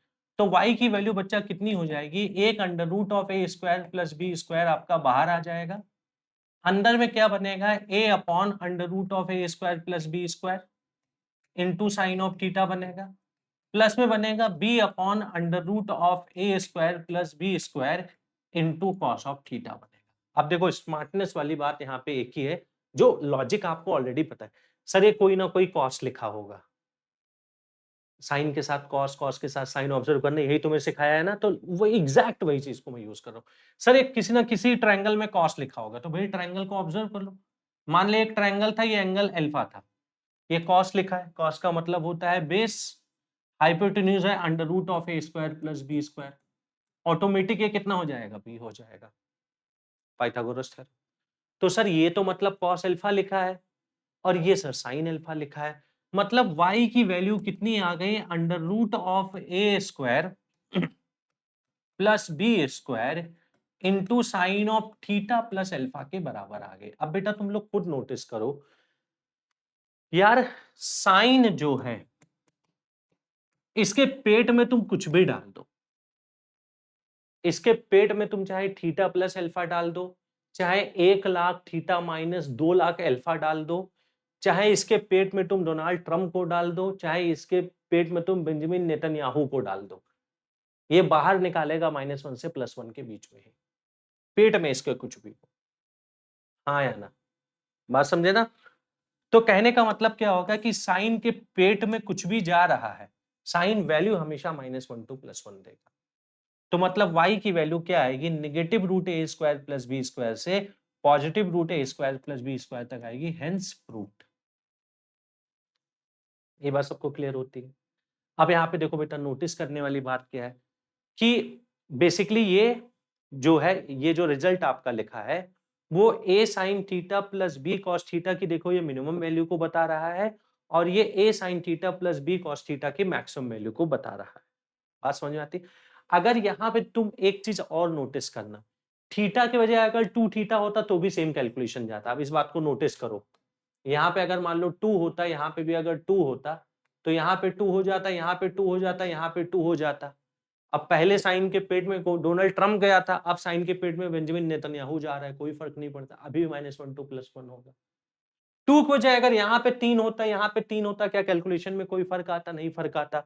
तो बेटा इस बात को हम लोग ध्यान क्या रखते हैं, इस बात को हम लोग ध्यान ये रखते हैं कि साइन और कॉस का लीनियर एक्सप्रेशन होना चाहिए। लीनियर का मतलब पावर 1, साइन की पावर 1 है, कॉस की पावर 1 है। साइन और कॉस का बेटा लीनियर एक्सप्रेशन होना चाहिए और एंगल सेम होना चाहिए। यहाँ पे अगर डोनाल्ड ट्रंप है तो यहाँ पे भी डोनाल्ड ट्रंप चाहिए, यहाँ पे अगर बेंजामिन नेतन्याहू है तो यहाँ पे भी बेंजामिन नेतन्याहू। ऐसा नहीं होगा एक साइड में डोनाल्ड ट्रंप अटैक कर रहे हैं और दूसरे साइड से बेंजामिन नेतन्याहू अटैक कर रहे हैं, ऐसा नहीं चलेगा। दोनों जगह भाई सेम बंदे दिखने चाहिए। बात समझे ना? तो ये रेंज का फॉर्मूला होता है। अब वैसे इसमें एक छोटा सा वेरिएशन और आता है कि जैसे मान लो, कॉमन सेंस वाली बात है भाई, अब a sin theta plus b cos theta का मीन और मैक्स आ गया। कई बार होगा क्या बेटा, सवालों में इसके साथ में कुछ एक्स्ट्रा कांस्टेंट आपको c दे देगा, कुछ एक्स्ट्रा कांस्टेंट c दे देगा। तो देख बेटा, ये जो c एक्स्ट्रा कांस्टेंट है, जब ये पर्टिकुलर बंदा जब मिन पे गया होगा तब भी वो c एक्स्ट्रा कांस्टेंट उसका c के फॉर्म में ही साथ देगा। जब ये पर्टिकुलर बंदा अपने मैक्स पे गया होगा तब भी ये जो एक्स्ट्रा कांस्टेंट c है उसने उसी हिसाब से साथ दिया होगा। तो एक्स्ट्रा कांस्टेंट c से कोई फर्क नहीं पड़ता, यहाँ पे प्लस c हो गया और यहाँ पे भी प्लस c हो गया। ये बेटा बात वही होगी ना, मैं बोलता हूँ c जो है वो माँ का आशीर्वाद है। c क्या है? माँ का आशीर्वाद है। जैसे मान लो आप कमाने गए, अब मान लो किसी दिन आप निकलते हो, मान लो आपकी कमाई, एक मैं एग्जांपल दे रहा हूं, मान लो आपकी कमाई लेट से 50 रुपए से 70 रुपीज के बीच में हो सकती थी। आपकी कमाई 50 रुपीज से 70 रुपीज के बीच में कहीं पे भी हो सकती है। बट अब आपके पास मान लो, माँ ने जाते वक्त आपके हाथ में 30 रुपए थमा दिए थे। घर से निकलते वक्त माँ ने आपके हाथ में 30 रुपए थमा दिए थे। तो होगा क्या, यदि आपकी कमाई मिनिमम हुई 50 रुपए हुई तो भी माँ का आशीर्वाद 30 रुपए आपके साथ है, 80 रुपए आपके पॉकेट में है, हाँ या ना? और यदि आपकी कमाई मैक्सिमम हो गई, 70 रुपीज हो गई, तो भी माँ का दिया हुआ 30 रुपए आपके पॉकेट में, आपके ओवरऑल पॉकेट में 100 रुपए मिलेगा। तो ये सी जो है वो माँ का आशीर्वाद है। आप मिनिमम पे जाओगे तब भी प्लस सी का कंट्रीब्यूशन रहेगा, मैक्सिमम पे जाओगे तब भी प्लस सी का कंट्रीब्यूशन रहेगा। और ये बेटा ट्रिग्नोमेट्रिक रेंज का सबसे कॉमन फॉर्मेट कहलाता है। अब इस पे थोड़े क्वेश्चन सॉल्व करके देखते हैं। अब जैसे आप समझिएगा, पहला वाला answer to the first problem,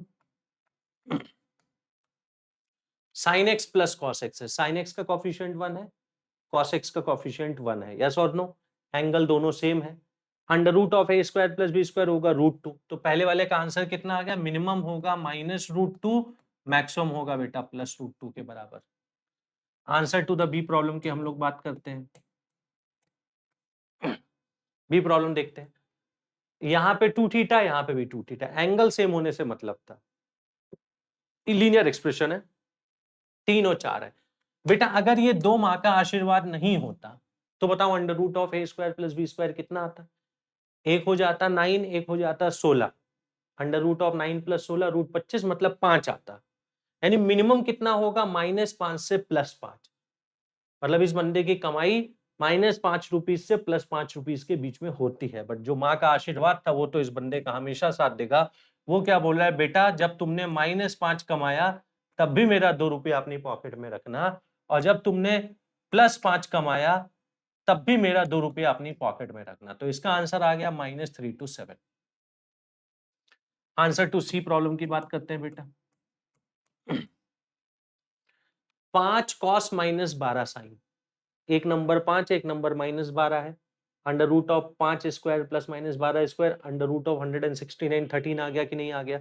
तो हमने बोला कि अब एंगल दोनों का सेम होना जरूरी था। By the way angle same था, तो हमने बोला ये मान लो आ गया 5 cos -12 sin, एंगल सेम था, हमने ऑब्जर्व कर लिया।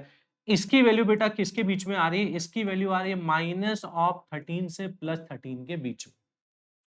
प्रॉब्लम में बोला जा रहा है इसका मॉड ले लेना और मॉड के बाद में 12 ऐड कर देना। तो भैया हमने इसका मॉड ले लिया।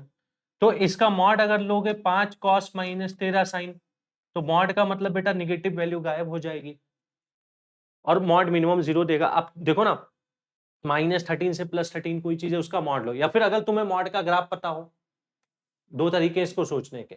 मान लो ये तुम्हें y = mod of t का ग्राफ पता है। अब इस ग्राफ में तुम देखो -13 से +13 तक कुछ भी ले लो, तो -13 से अगर +13 तक लेते हो तो -13 पे देखो +13 देता है, और तुम नहीं भी पता है तो भी समझना, -13 डाला +13 दिया, -12 डाला +12 दिया, -3 डाला +3 दे दिया, 0 डाला 0 दे दिया, +3 डाला फिर से +3 दे दिया, +2 डाला +9 डाला फिर से 9 दे दिया, +13 डाला फिर से 13 दे दिया। तो अगर t की वैल्यू -13 से +13 है तो मॉड ऑफ t की वैल्यू कितनी आ रही है? वो बेसिकली 0 से लेकर के 13 के बीच में आ रही है। मिनिमम तो 0 आ रहा है ना, जो कि 0 पे आया था। तो सेम कहानी है, ये वाला जो आदमी है -13 से +13 के बीच में था, इस आदमी का होल मॉडुलस किसके बीच में होगा? 0 से 13 के बीच में होगा। तो हमने बोला इस आदमी का होल मॉडुलस है 0 से 13 के बीच में। 12 रुपए माँ का आशीर्वाद है। भैया इस आदमी की जो कमाई है 0 रुपये से 13 रुपये के बीच में है। 12 रुपए इसकी माँ ने इसको घर से दे के भेजा था। तो उससे होगा क्या भाई साहब? जब आपकी कोई कमाई नहीं हुई तब भी वो 12 रुपए, 0 + 12, आपका 12 रुपए पॉकेट में पड़ा है, चाय पानी आप पी सकते हो। जब आप 13 रुपए कमा के अमीर हो गए तो 13 + 12 25 आपके पॉकेट में पड़ा हुआ है। बात समझ में आती है? अगला वाला डी वाला सवाल एक बार देखते हैं।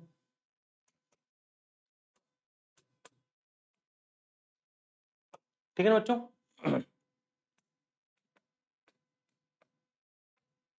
ठीक, अब फिर से वही बात है। अच्छा यहाँ पे इसका होल स्क्वायर है, ऐसा कोई फर्क नहीं पड़ता। देख पहले 3 sin थीटा +4 cos थीटा और +1 के बाद में होल स्क्वायर करना है, तो आराम आराम से करते हैं। एंगल बेटा सेम था, 3 sin थीटा +4 cos थीटा की वैल्यू क्या होगी? इसकी वैल्यू होगी -5 से +5 के बीच में। a की जगह 3 है, b की जगह 4 है, यस और नो? अब इतने करने के बाद में +1 ऐड करना है। अब यानी इस आदमी को जिसका नाम डोनाल्ड ट्रंप है उसको हमने 1 रुपया और दे दिया, +1 का दे दिया। तो भाई मिनिमम में भी माँ का आशीर्वाद के टाइप है, ये आपका ये हो गया।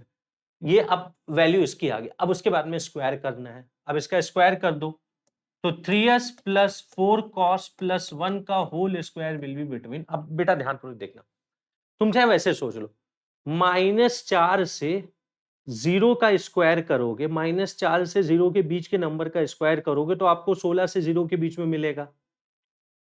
समझे ना? ये अब -4 से 6 के बीच के नंबर का स्क्वायर करके देखो, तो जब -4 से 0 के बीच के नंबर का स्क्वायर किया तो आपको 0 से 16 के बीच में मिला, और जब 0 से 6 के बीच का स्क्वायर किया तो 0 से 36 मिला। मतलब मिनिमम कितना मिल रहा है? 0 ही मिल रहा है ना, मैक्सिमम 36 मिल रहा है। तो यानी ये आपका हो गया भैया, अगर इसका मैं होल स्क्वायर कर देता हूं तो इसकी वैल्यू आ गई 0 से लेकर के 36 के बीच में। उसके बाद में क्या करना है बेटा, 2 रुपए इसकी माँ ने इसको दिया था, जो होल स्क्वायर वाला जो फंक्शन था, होल स्क्वायर वाला फंक्शन था, उसको 2 रुपए उसकी माँ ने दिया था। तो भाई आंसर क्या आ जाएगा, पूरा सवाल नहीं लिख रहा हूं, 0 में भी 2 ऐड होगा, 36 में भी 2 ऐड होगा, 0 से लेकर के 38 आ जाएगा। सबसे बेहतरीन सवाल यहाँ पे ई वाला सवाल है। ई वाला जो सवाल है बेटा वो सबसे बेहतरीन सवाल है। ये भी सवाल a sin theta plus b cos theta वाले फंडे पे ही आधारित है, बट उसको थोड़ा सा और बेहतर तरीके से बनाया गया है। इस वाले मैं फॉर्मेट को बोलता हूं बेटा, this is convertible to, this is convertible to a sin theta plus b cos theta plus c। ये इसमें कन्वर्ट हो सकता है, और कन्वर्जन का बेटा तरीका बहुत साधारण है। कन्वर्जन का तरीका पता है क्या है? तुम्हें जो इंपॉर्टेंट आइडेंटिटी क्या याद करवाई थी, 1 minus cos of 2 theta, 1 minus cos of 2 theta 2 sine square theta के बराबर होता है, 1 plus cos of 2 theta 2 cos square theta के बराबर होता है, sine theta into cos theta sine of 2 theta upon 2 होता है। वो यहाँ पे तरीका है, बात समझे ना? तो इसमें कन्वर्ट कैसे होता है कि साइन स्क्वायर थीटा की जगह तुमने डाल दिया 1 minus cos of 2 theta upon 2, cos square theta की जगह बेटा तुमने डाल दिया 1 plus cos of 2 theta upon 2, और साइन, अगर मान लो उनको कई बार ट्रिकी सवाल बनाने का मन होता है, तो ट्रिकी सवाल अगर बनाने का मन होता है तो इसका उपयोग निश्चित तौर पे किया जा सकता है, जैसा कि यहाँ पे बनाया गया। और ऐसा कोई भी सवाल होगा तो इसमें ये वाला टर्म, कभी भी तुम्हें ये वाला टर्म दिखा, कभी भी तुम्हें अगर ये वाला टर्म दिख गया रेंज के सवाल में, तो समझ लेना सवाल इसी का है। कई बार बेटा सवाल में ऐसा होगा कॉस स्क्वायर का टर्म नहीं होगा, केवल साइन स्क्वायर होगा, उससे फर्क ही नहीं पड़ता। वैसे भी देख बेटा ना, कॉस स्क्वायर साइन स्क्वायर तो आपस में कन्वर्टिबल है ना। अब जैसे इसी सवाल में मैं कॉस स्क्वायर थीटा की जगह 1 माइनस साइन स्क्वायर थीटा डाल देता, कॉस स्क्वायर थीटा की जगह अगर मैं 1 माइनस साइन स्क्वायर थीटा डाल देता तो केवल साइन स्क्वायर में आ जाता, या फिर अगर मैं साइन स्क्वायर थीटा की जगह 1 माइनस कॉस स्क्वायर थीटा डाल देता तो केवल कॉस स्क्वायर में आ जाता। मतलब इसकी पहचान साइन स्क्वायर और कॉस स्क्वायर ले टर्म से नहीं होती, इसकी पहचान होती है sine theta into cos theta वाले टर्म से होती है हमेशा। बात समझ में आती? अब इस सवाल के रेफरेंस में मान लो cos ऑफ 2 थीटा की जगह हमने क्या लिखा, cos ऑफ 2 थीटा की जगह हमने लिख लिया 1 plus cos of 2 theta upon 2, minus में 6 लिखा हुआ है, sin of theta into cos of theta की जगह हमने लिख लिया sin ऑफ 2 थीटा अपॉन 2 लिख लिया, 3 sin स्क्वायर की जगह हमने क्या लिख लिया 3 into 1 minus cos of 2 theta upon 2, और प्लस 2 की जगह बेटा प्लस 2 लिख लिया। ठीक है ना? अब ध्यानपूर्वक आप समझिएगा, कांस्टेंट की बात करते हैं, एक 1/2 यहाँ पे आ रहा है, थोड़ा डायरेक्ट लिखते हैं, एक 3/2 यहाँ पे आ रहा है, 2 आ रहा है, तो एक 2 2 4 कांस्टेंट के नाम पे टोटल 4 बच गया। हाँ या ना? अच्छा, साइन 2 थीटा वाला टर्म देखते हैं। ये वाले टर्म ने आपको साइन ऑफ 2 थीटा दिया, माइनस में 3 टाइम्स साइन ऑफ 2 थीटा, यही वाला टर्म दे रहा है। कॉस ऑफ वाला टर्म देखो, अब देखना बेटा कि आधा कॉस यहाँ पे आ रहा है, और यहां पे देखोगे तो -3/2 कॉस यहाँ पे आ रहा है, आधा यहाँ पे आया था, -3/2 कॉस यहाँ पे आ रहा है, तो आधा में से जब -3/2 जाएगा क्या बचेगा, minus of cos of 2 theta बचेगा, यस और नो?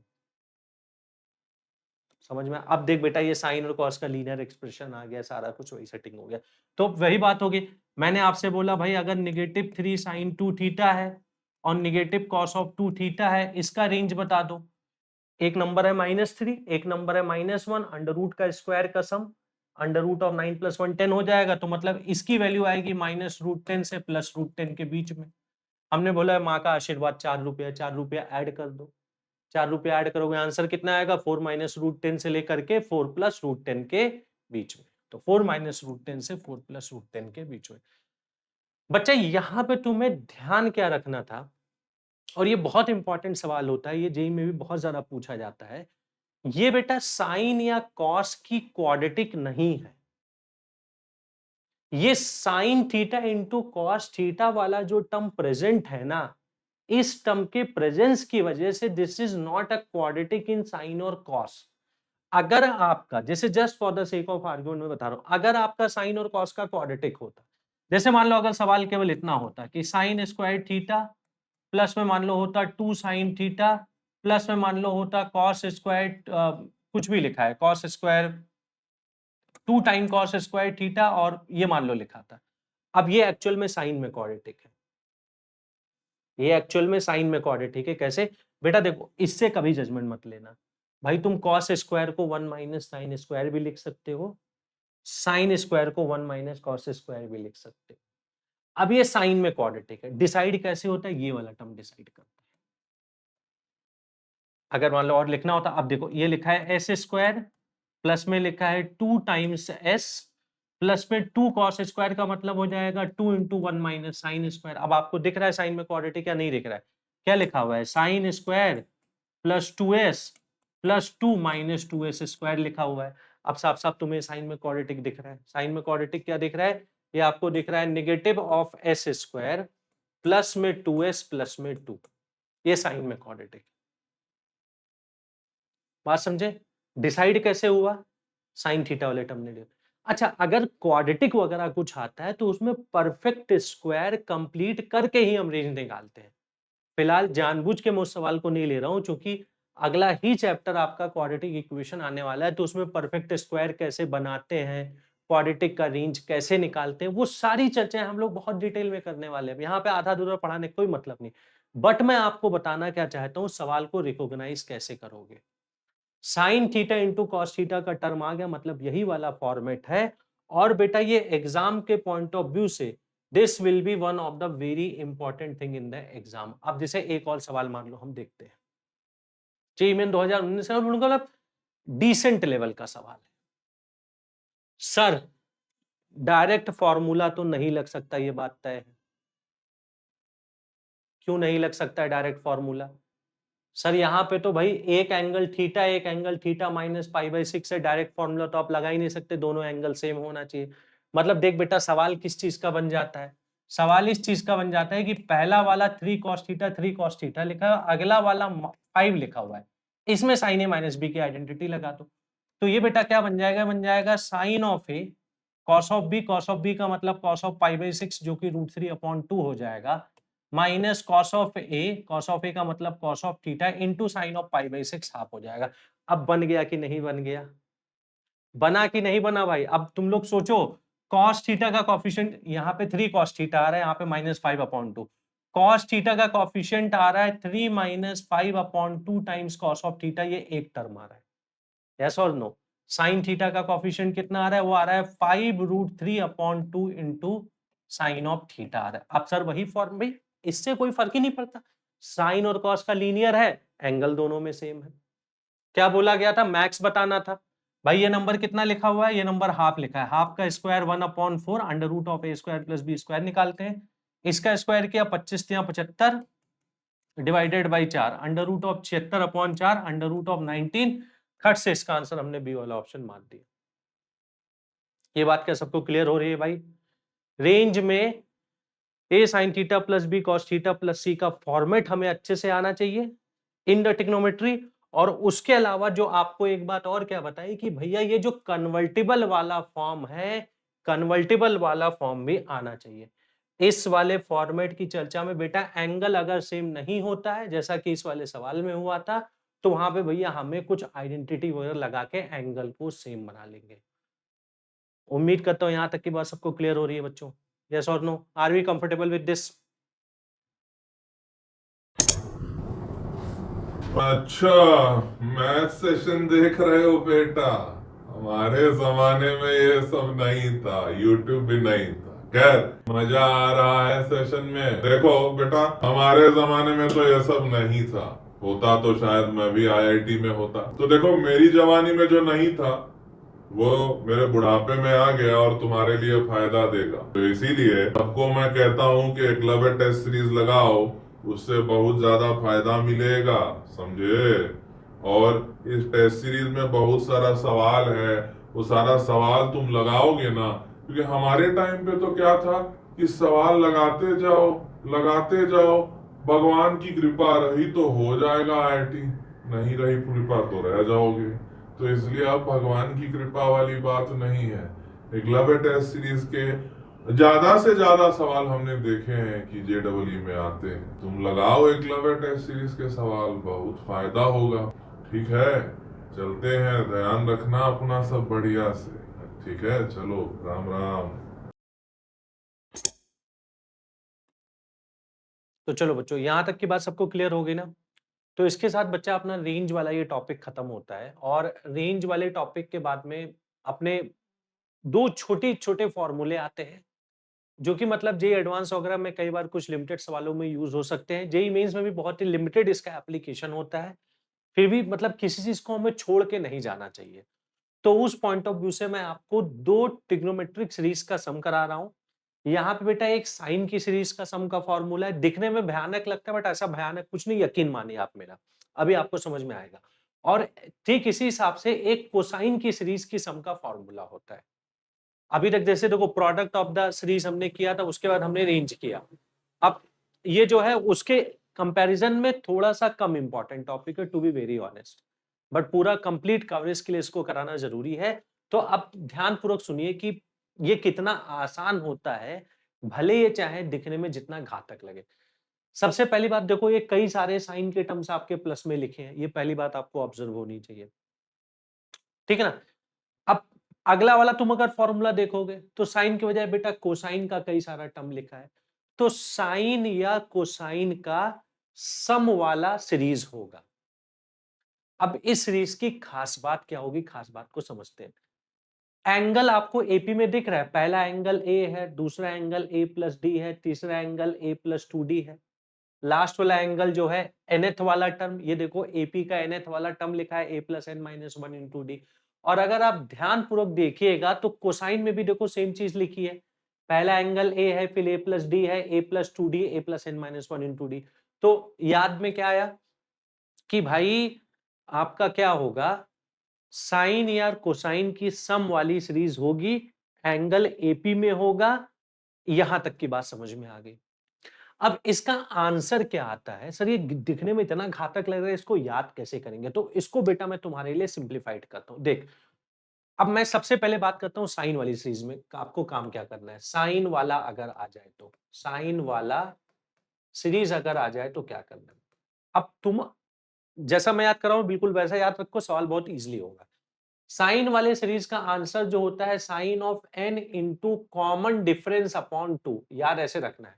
साइन ऑफ n जो है नंबर ऑफ टर्म्स है, d का मतलब common difference, sine of n into common difference upon 2 divided by sine of common difference upon 2।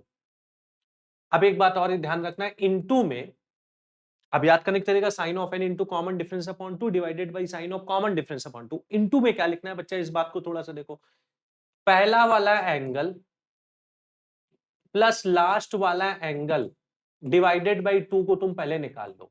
भाई जो एंगल सबसे पहले लिखा है वो, जो एंगल सबसे लास्ट में लिखा है वो, उसको तुमने निकाल लिया, पहला प्लस लास्ट को निकाल लिया, अपॉन 2 कर दिया। अगर बेटा साइन की सीरीज होती है तो यहीं पे देखो साइन आ जाएगा, बात समझिए। अगर कोसाइन की सीरीज होती, अगर कोसाइन की सीरीज होती तो ये वाला टर्म, ये वाला टर्म बिल्कुल सेम रहता, और यहां पे जो आपने साइन लिखा है उसके बजाय कॉस आ जाता, यहाँ पे जो आपने साइन लिखा है उसके बजाय कॉस आ जाता। तो रट्टा, अब जैसे साइन, यही चीज को यहाँ पे लिखा गया, वो चाहे जैसे दिख रहा हो। अब जैसे अगर कोसाइन वाली सीरीज का मान लो मुझे आंसर लिखना होता तो फिर से इस अगले स्लाइड में लिख देते हैं। हमने बोला ये क्या हो जाएगा, ये आपका बन जाएगा cos of n into common difference upon 2 divided by आपका बन जाएगा कॉस ऑफ, अरे यार शिट यार क्या कर रहा हूँ अंकित, यहाँ तो साइन ही होता था, ये आपका बन जाएगा sine of n into common difference upon 2 divided by sine of common difference upon 2। आप लोग नोटिस कीजिए बच्चा, प्रीवियस वाली स्लाइड में देखो मैंने ये वाला टर्म तो यही लिखा था, दोनों में सिमिलरिटी ऑब्जर्व करोगे तो याद करना इजी रहेगा, यस और नो। अगली बात करते हैं, यहां पे भी पहला angle plus last angle divided by 2 लिखना है। साइन वाली सीरीज में इसके आगे हमने क्या लिखा था, साइन लिखा था। कोसाइन वाली सीरीज में क्या करेंगे, इसके आगे बेटा हम लोग कॉस लिख देंगे, कहानी खत्म। कोई भी सवाल आ जाए इस टाइप का बहुत ही इजीली हो जाएगा। जैसे मैं कुछ कुछ चीजें मैं आपको और बताता हूं कैसे इसको अप्लाई करते हैं। जैसे मान लो मैंने एक छोटा सा सवाल पूछा, मैंने बोला एक साइन सीरीज का सवाल पूछा, मैंने बोला वैल्यू बता दो sine of pi by 11 plus sine of रुको थोड़ा सा सेटिंग अच्छे कर देते हैं, हाँ, sine of 2 pi by 11 plus sine of 4 pi by 11। ऐसे करते करते मान लो मैंने बोल दिया sign of let's say 20 pi by 11। अब देखो बेटा इसका मान लो सम पूछा जा रहा है। अब ये सवाल आता है, प्रैक्टिकली ऐसे सवाल आपको एग्जाम में देखेंगे। पहली बात तो एक चीज ऑब्जर्व करो, क्या एंगल की एपी है? पहला एंगल 2 पाई बाई 11 है, सेकंड एंगल 4 पाई बाई 11 है, थर्ड एंगल 6 पाई बाई 11 लिखा रहा होगा, चौथा वाला एंगल कितना लिखा रहा होगा? 8 पाई बाई 11 लिखा रहा होगा। तो जब ये सवाल आया तो हमने ऑब्जर्व पहली बात क्या थी, हमने पहली बात यहाँ पे ऑब्जर्व की कि angles are in AP, angles are in AP, ये पहली बात हमने ऑब्जर्व की। अब आंसर लिखने के लिए आपको कुछ कुछ चीजें पहले से निकाल के रख लो। सबसे पहले तो इसका कॉमन डिफरेंस हम लोग डी निकाल लेते हैं बेटा। किसी भी एपी का कॉमन डिफरेंस निकालने के लिए बच्चे आप दूसरे वाले टर्म में पहले वाले टर्म को घटा दो और बाकी कुछ नहीं करना है। तो दूसरा वाला टर्म आपका 4 पाई बाई 11 लिखा हुआ है, पहला टर्म आपका 2 पाई बाई 11 लिखा है, दोनों को हमने घटा दिया तो कॉमन डिफरेंस आपका बेसिकली 2 पाई बाई 11 आ रहा है। अच्छा बाय द वे तुम्हें कॉमन डिफरेंस अपॉन 2 की जरूरत होती है, तो d बाई 2 कितना हो जाएगा? वो बेसिकली पाई बाई 11 हो जाएगा। ये आपने पहला डेटा निकाल लिया जो यूज होगा। सेकंड डेटा और इंपॉर्टेंट डेटा क्या यूज होता है, कितने टर्म्स हैं टोटल, ये भी लिख लो आराम से। अब टर्म्स की संख्या लिखो। देख बेटा पहले वाले टर्म में पाई बाई 11 को 2 से मल्टीप्लाई किया, सेकंड वाले या 2 पाई बाई 11 इंटू 1 लिखा हुआ है, अगला वाला टर्म 4 पाई बाई 11 लिखा है, लास्ट वाला टर्म 20 पाई बाई 11 लिखा है। मतलब आप देखो ना ऊपर वाला नंबर देखोगे 2 4 6 8 10 ऐसा करके लिखा हुआ है ना, तो अब 2 4 6 8 10 से लेकर के 20 तक लिखते हो, तो 2 से लेकर के 20 के बीच में मतलब सारे इवन नंबर्स को लिखा जा रहा है। अब 2 टू 20 के बीच में सारे इवन नंबर्स कितने होते हैं? 2 से 20 के बीच में कितने इवन नंबर होते हैं? 10 नंबर होते हैं। तो यहाँ पे टर्म्स की संख्या 10 हो जाएगी। मतलब ये जो बेटा साइन वाला टर्म था ना, ऐसे टोटल 10 टर्म्स आपके पास अवेलेबल थे। एक और डेटा निकाल लो, जैसे आंसर निकालने में हमें तकलीफ ना हो ना भाई। एक डेटा और क्या निकालना होता है, पहला plus last angle divided by 2। ये पहला प्लस लास्ट अपॉन 2 का मतलब क्या होता है? पहला angle plus last angle divided by 2। तो पहला एंगल क्या था बेटा? पहला एंगल जो सबसे नंबर 1 पे लिखा था 2 पाई बाई 11। लास्ट एंगल बेटा क्या लिखा था? लास्ट एंगल लिखा था 20 पाई बाई 11 डिवाइडेड बाई 2 लिखा था। यस और नो? तो ये हो गया 22 पाई बाई 11। 22 पाई बाई 11 का मतलब क्या होगा? 2 पाई होगा, 2 पाई अपॉन 2 बेसिकली ये पाई के ही बराबर आ गया। इतना लिखते ही इसका आंसर तो हमें कंफर्म 0 पता लग जाता है। पूछो कैसे? अब मान लो मैं इसका आंसर लिखता हूं, बट अब इसी सवाल को एक और सवाल में चेंज करूंगा, मजा तब आएगा। हमने बोला साइन ऑफ n का मतलब 10 into common difference upon 2। Common difference upon 2 अपन ऑलरेडी d अपॉन 2 निकाल चुके हैं। अपॉन में sine of common difference upon 2, sine of pi by 11। Into में क्या लिखना था बेटा? साइन ऑफ पहला प्लस लास्ट एंगल अपॉन 2, जिसको हमने पाई निकाला। अब बेटा साइन ऑफ पाई की वैल्यू 0 होती, कंफ्यूज मत होना, ये न्यूमरेटर में मल्टीप्लाइड है भाई, इसे मतलब हालांकि कोई कंफ्यूजन वाली बात नहीं, फिर भी मैं लिख, साइन ऑफ पाई कितना होता है? 0 होता है। तो इस सवाल का आंसर तो एनीवे 0 आ गया। मजे की बात क्या है, अब देखो इसी बार में तुम्हें फॉर्मूला याद हो जाएगा। मजे की बात क्या है, मान लो मैंने एक छोटा सा क्वेश्चन मैंने लिख दिया, मान लो यही क्वेश्चन हमने कॉस में लिख दिया, कॉस ऑफ 2 पाई बाई 11।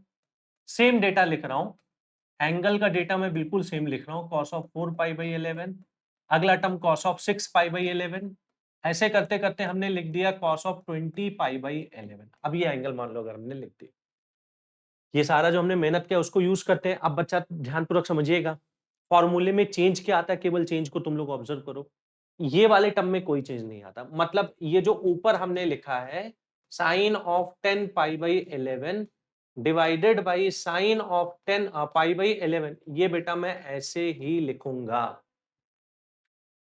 एक ही चेंज आता है, ये जो साइन पाई लिखा था ये कॉस पाई हो जाएगा, इनटू में कॉस ऑफ पाई। कंफ्यूजन हो रहा है तो नीचे 1 लिख लो, जिससे कई बार मैंने बच्चों को देखा है कि मल्टीप्लिकेशन में फालतू में दिक्कत करते हैं। नोटिस करने वाली बात क्या है, ये और ये दोनों सेम है, कैसे कैसे सेम है?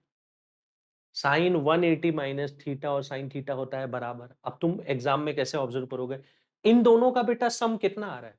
10 पाई बाई 11 में जब पाई बाई 11 ऐड करोगे तो आपका 11 पाई बाई 11 आ रहा है, 11 पाई बाई 11 आ रहा है। 11 पाई बाई 11 का मतलब पाई होता है ना, मतलब ये एक दूसरे के बच्चा सप्लीमेंट्री एंगल्स लिखे हैं। Sign theta sign 180 minus theta होता है बराबर, तो ये कैंसिल हो जाएगा, केवल बचेगा cos of pi. Cos of pi की वैल्यू कितनी होती है बच्चा? -1 के बराबर होती है। अगर आपको ऐसे नहीं समझ में आता है तो इस 10 पाई बाई 11 की जगह आप लिखो पाई minus pi by 11। 10 pi by 11 की जगह आप लिखो पाई माइनस पाई बाई 11, और sine pi minus pi by 11 sine of pi by 11 के बराबर होता है, फिर भी sine of pi by 11 cancel होगा। अब इसमें ये हो गई बात। एक और जो इसमें कई बार मतलब फालतू में बच्चों को डराने धमकाने के लिए वेरिएशन क्या डालते हैं। एक बात बताना बच्चा, आप लोग मुझे एक बात बताना, मान लो एक हमने सीरीज लिख दी जहां पे ऊपर हमने सारा का सारा साइन चला दिया और नीचे मान लो सारा का सारा कोसाइन हमने चला दिया, मतलब न्यूमरेटर में हमने साइन वाली सीरीज चला दी, डिनोमिनेटर में हमने कोसाइन वाली सीरीज चला दी।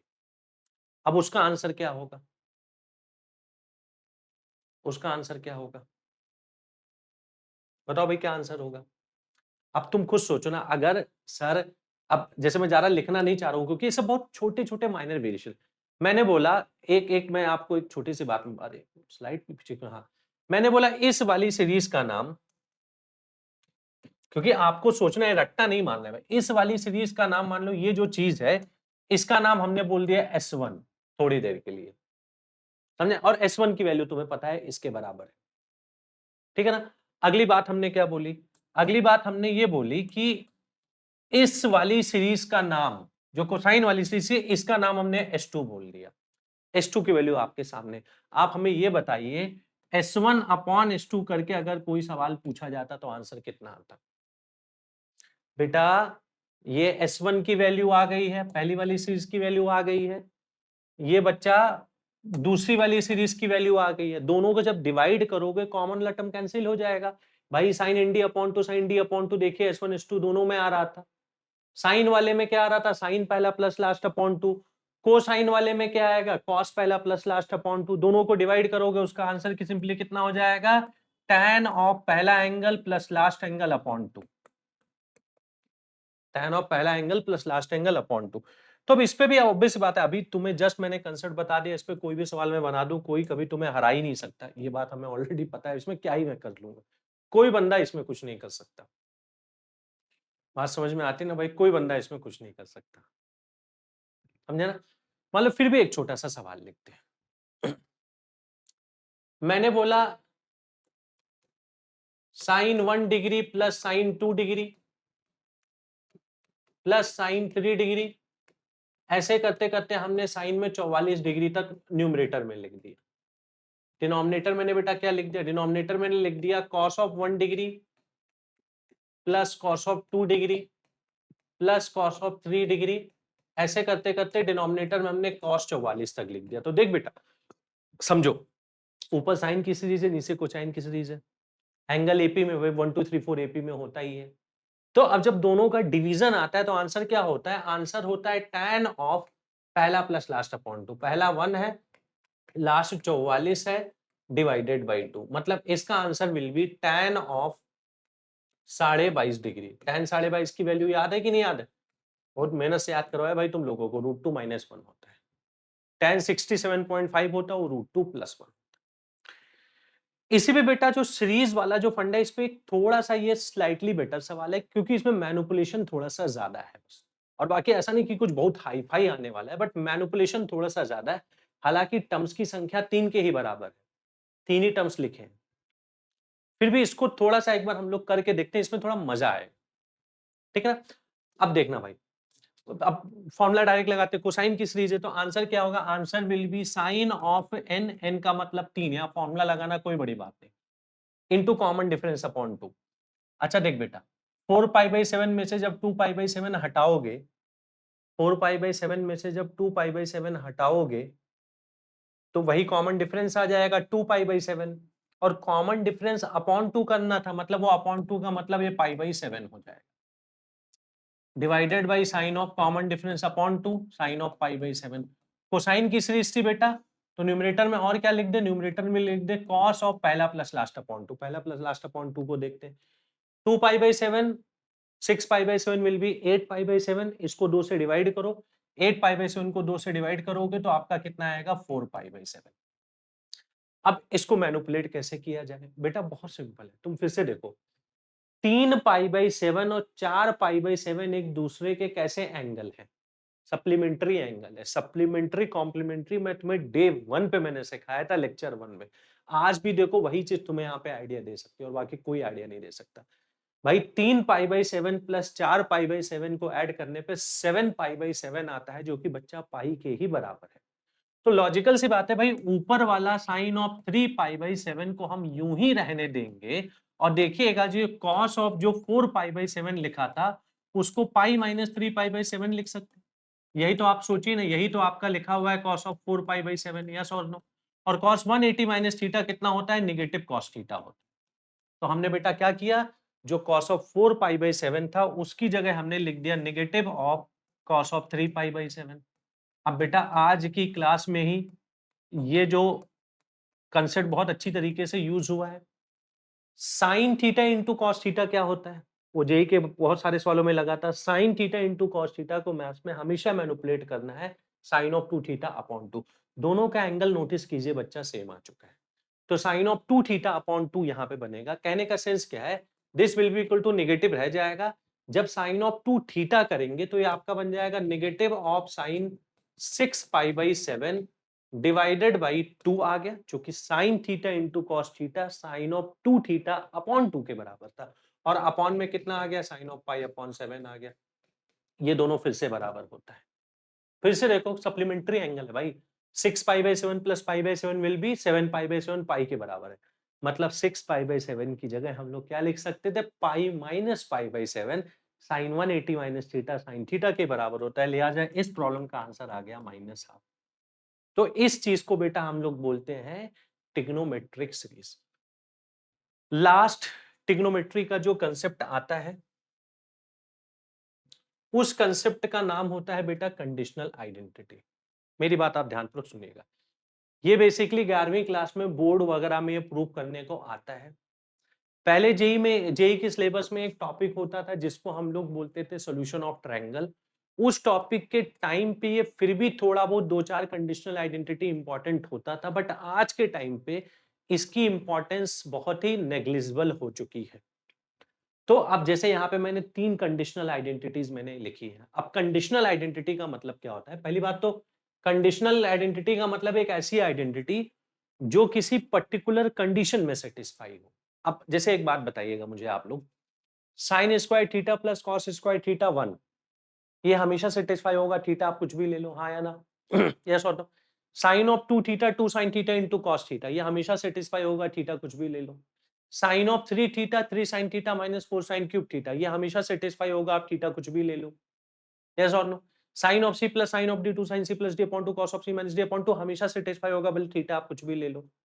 बट ये सब कुछ जो आइडेंटिटीज लिखी है ये तभी सेटिस्फाई होती हैं यदि a प्लस बी प्लस सी पाई के बराबर होता है, मतलब एबीसी किसी ट्रायंगल का एंगल है, मतलब एबीसी किसी ट्रायंगल का एंगल है। अब ऐसा नहीं कि तीन ही होता है भाई, इनकी संख्या 100 मतलब जितनी मर्जी उतनी कंडीशनल आइडेंटिटीज को डिराइव करते हो। तो एज सच इसको हमें मतलब मुझे नहीं लगता कि मुझे आज के टाइम पे बहुत ज्यादा याद करने की जरूरत है। आज के 4-5 साल पहले हालांकि बच्चों से ये वाला मैं थोड़ा बहुत रटवा देता था, एक आधा और भी रटवा देता था, बट अब चूंकि properties of triangle topic delete होने के बाद इसको याद करके भी हम कुछ कर नहीं पाएंगे। ऑब्जेक्टिव एग्जाम में बच्चा मान लो गलती से आ गया, उसे आएगा नहीं ना, आया है गलती से आ गया तो हम ऑप्शन चेक लगा लेंगे भैया, ऐसे दिया होगा a प्लस बी प्लस सी पाई के बराबर है, कौन सा चीज सही है, तो एबीसी की जगह अपने मन से कोई एंगल ले लेंगे। और छोड़ो ये तो कंडीशनल है, कंडीशनल का बाप आ जाए। अब यहाँ पे तो एबीसी भाई ट्रायंगल का एंगल है। मैंने ऐसा मान लो कोई सवाल बना लिया a plus B plus C is equal to pi by 2 और फिर से हमने sine 2a plus sine 2b plus sine 2c लिख दिया। अब वो कितना होगा मुझे भी नहीं याद है, किसी को नहीं याद है। बट पॉइंट यहाँ पे क्या, हमें याद करने की क्या जरूरत है भाई, हम ऑप्शन चेक लगा लेंगे, एबीसी तीनों जगह हम 30 डाल के देख लेंगे कौन सा ऑप्शन सेटिस्फाई कर। तो ऑब्जेक्टिव में तो हमें एनीवे कोई प्रॉब्लम नहीं है। और इसका तो सर, इसको तो कोई बंदा, ये तो लिमिटलेस है, कोई बंदा इसको याद ही नहीं कर सकता। फिर भी अगर प्रूफ वगैरह की बात करोगे तो इसे थोड़ा बहुत आपको ये प्रूफ करके दिखा देता हूँ। जैसे मान लो अगर मैं सी वाले की बेटा बात करता हूँ, तो सी वाले में कैसे प्रूव करते हैं, ये बोर्ड में भी इंपॉर्टेंट है, मतलब 11वीं क्लास में स्कूल में पूछते हैं। तो भाई आप tan of a plus B की आइडेंटिटी लगाओ। tan of a plus B की आइडेंटिटी क्या होती है, ये आपको पता है, बेसिक आइडेंटिटी होती है tan a plus tan b upon 1 minus tan a into tan b। ये तो आपको, ये तो हमेशा ही सही है। अब यहाँ पे एबीसी में रिलेशन क्या दिया है, a प्लस बी प्लस सी पाई के बराबर, मतलब यहाँ पे a प्लस बी की जगह आप पाई माइनस सी डाल सकते हो, यस और नो। तो ये बेटा माइनस tan सी हो जाएगा, और tan के केस में क्रॉस मल्टीप्लाई पहले भी हम लोग कर चुके हैं। तो अगर क्रॉस मल्टीप्लाई कर दिया तो minus of tan C into 1 minus tan a into tan b, that will be equal to tan of a plus tan of b हो जाएगा, यस और नो, बता बच्चा, ये हो जाएगा। अब क्या करना है, नेगेटिव tan सी इधर आ रहा है, उसको उधर ट्रांसफर कर दिया, पॉजिटिव tan सी हो जाएगा, और ये नेगेटिव tan सी जब इनसे मल्टीप्लाई होगा tan a tan b tan c आ जाएगा। तो ये देखो, ये हमने प्रूव कर दी। सबका प्रूफ ऐसे ही होता है, ऐसा नहीं कि इसी में बहुत कुछ हाई फाई, मान लो इसको हमें प्रूफ करना था, लास्ट सवाल पूरे ट्रिग्नोमेट्री का, sine C plus sine D लगा देते हैं। तो हमने बोला ये हो जाएगा 2 into sine of C plus D upon two, 2a plus 2b upon two, sine of a plus b बन जाएगा, into cos of C minus D upon two, 2a minus 2b upon two cos of a minus b बन जाएगा। Sine of 2c को c angle के form में break कर लो, क्योंकि देखना यहाँ पे 2a जो एंगल था, यहाँ पे सिंगल सिंगल एंगल के फॉर्म में आ रहा है। तो साइन ऑफ 2c को साइन ऑफ 2 थीटा का फॉर्मूला लगा के ब्रेक कर लो बेटा। और हमेशा ध्यान रखना, a प्लस बी प्लस सी पाई के बराबर था तभी मैनिपुलेट होगा, अदरवाइज नहीं मैनिपुलेट होगा। तभी तो इसका नाम कंडीशनल आइडेंटिटी है, यस और नो। तो यहाँ पे फिर से वही लॉजिक लगाया, a प्लस बी की जगह हमने डाला 180 माइनस सी। तो सर पहला वाला तो लिखा है साइन ऑफ सी, लिखा है साइन ऑफ सी, यहाँ पे भी लिखा था, 2 यहाँ पे लिखा है, 2 यहाँ पे भी लिखा था। सर आप ऐसा करो, 2 साइन सी को तो निश्चित तौर पे कॉमन ले लो, और 2 साइन सी देखो आंसर में भी आ रहा था, मतलब साइन सी तो आ ही रहा था ना। अच्छा ये क्या बन गया, ये पहला एंगल आपका आ गया cos of A minus B. Sir अगला आपका बचेगा, यहाँ से 2 साइन सी कॉमन लेने पे आपका बचेगा कॉस ऑफ सी, बचेगा कॉस ऑफ सी। बट हमें अब सी एंगल नहीं चाहिए, साइन सी हमें जो चाहिए था आंसर के हिसाब से वो अपना आ चुका है, हमें सी से प्रॉब्लम है। तो भाई इस वाले सी की जगह, अब हमने 2 साइन सी को कॉमन लिया था, इस वाले सी की जगह मैं pi minus A plus B डाल दूं, और cos 180 माइनस थीटा बेटा माइनस कॉस थीटा के बराबर होता है, तो minus of cos A plus B आ गया, यस और नो। अब भाई सीडी के अलावा कोई तरीका ही नहीं है, बोर्ड में ऐसे करना होता है। तो 2 इंटू साइन ऑफ सी हो गया, cos of C minus cos of D क्या होता है, minus 2 sine C plus D upon 2 sine of C minus D upon 2, ठीक है ना। तो हो जाएगा minus 2 into sine of C plus D upon 2। आराम से देख बेटा, इन दोनों का सम किया, 2 से डिवाइड किया, तो ए बचेगा, हाँ या ना। साइन ऑफ, इन दोनों को घटा दो एंगल्स को, तो ए और ए कैंसिल होगा, माइनस बी माइनस 2b हो जाएगा, अपॉन 2 करेगा बच्चा, माइनस बी बचेगा। ये माइनस फिर से अंदर एडजस्ट कर दो, तो साइन बी भी प्लस हो जाएगा, क्या आ गया 2 इंटू 2 4, साइन ऑफ ए भी लिखा है, साइन ऑफ बी भी लिखा है, साइन ऑफ सी भी लिखा है। तो इस हिसाब से कंडीशनल आइडेंटिटीज को कभी कभी प्रूव करना होता है। करना बेटा देखो कुछ नहीं है भैया, जो तुम्हारा बेसिक फंडामेंटल है उस बेसिक फंडामेंटल को तुम्हें लगाना है। अब जो भी यहाँ पे a प्लस बी प्लस सी पाई दिया था, मतलब एक ट्रायंगल के एंगल की बात कर रहा है, तो जगह जगह उस कंडीशन को हमें यूज करना होता है। May not be very important but it was important for the board exam, कई सारे स्कूल में हो सकता है पूछा जाए। तो इसके साथ बेटा आज ये ट्रिग्नोमेट्री के चौथे लेक्चर के साथ में आपका ये जो ट्रिगो का जो टॉपिक था बहुत ही अच्छी तरीके से खत्म होता है। उन सभी बच्चों का बहुत तहे दिल से शुक्रिया अदा करना चाहूंगा जिन्होंने एक अपना एक बहुत मजबूत समर्थन बना के रखा, और पूरे इस सीरीज के दौरान बहुत बेहतरीन बेहतरीन कमेंट करके, आप यकीन मानिए उससे मैं भी मोटिवेट होता हूँ, ठीक है ना। मुझे भी एक मतलब मोटिवेटेड हमेशा रखा, और इस लेवल पे हमें रखा कि सर हर चीज पढ़ा दो, बढ़िया से पढ़ा दो, रियल में पढ़ा दो, ठीक है, डीप लेवल पे पढ़ा दो। तो इसके लिए मतलब सभी बच्चों का बहुत बहुत शुक्रिया, इतना सारा प्यार आप लोगों की वजह से मिला। ट्रिग्नोमेट्री के बाद अगला ही टॉपिक हम लोग क्वाड्रेटिक इक्वेशन लेके आने वाले हैं, उसको भी ऐसे ही बहुत बेहतरीन लेवल पे और जो actual JEE main advance level है उस लेवल पे कवर करने की कोशिश करेंगे, जिससे कि पेपर चाहे जैसा आ जाए आपका सारा कुछ एग्जाम में हो जाएगा।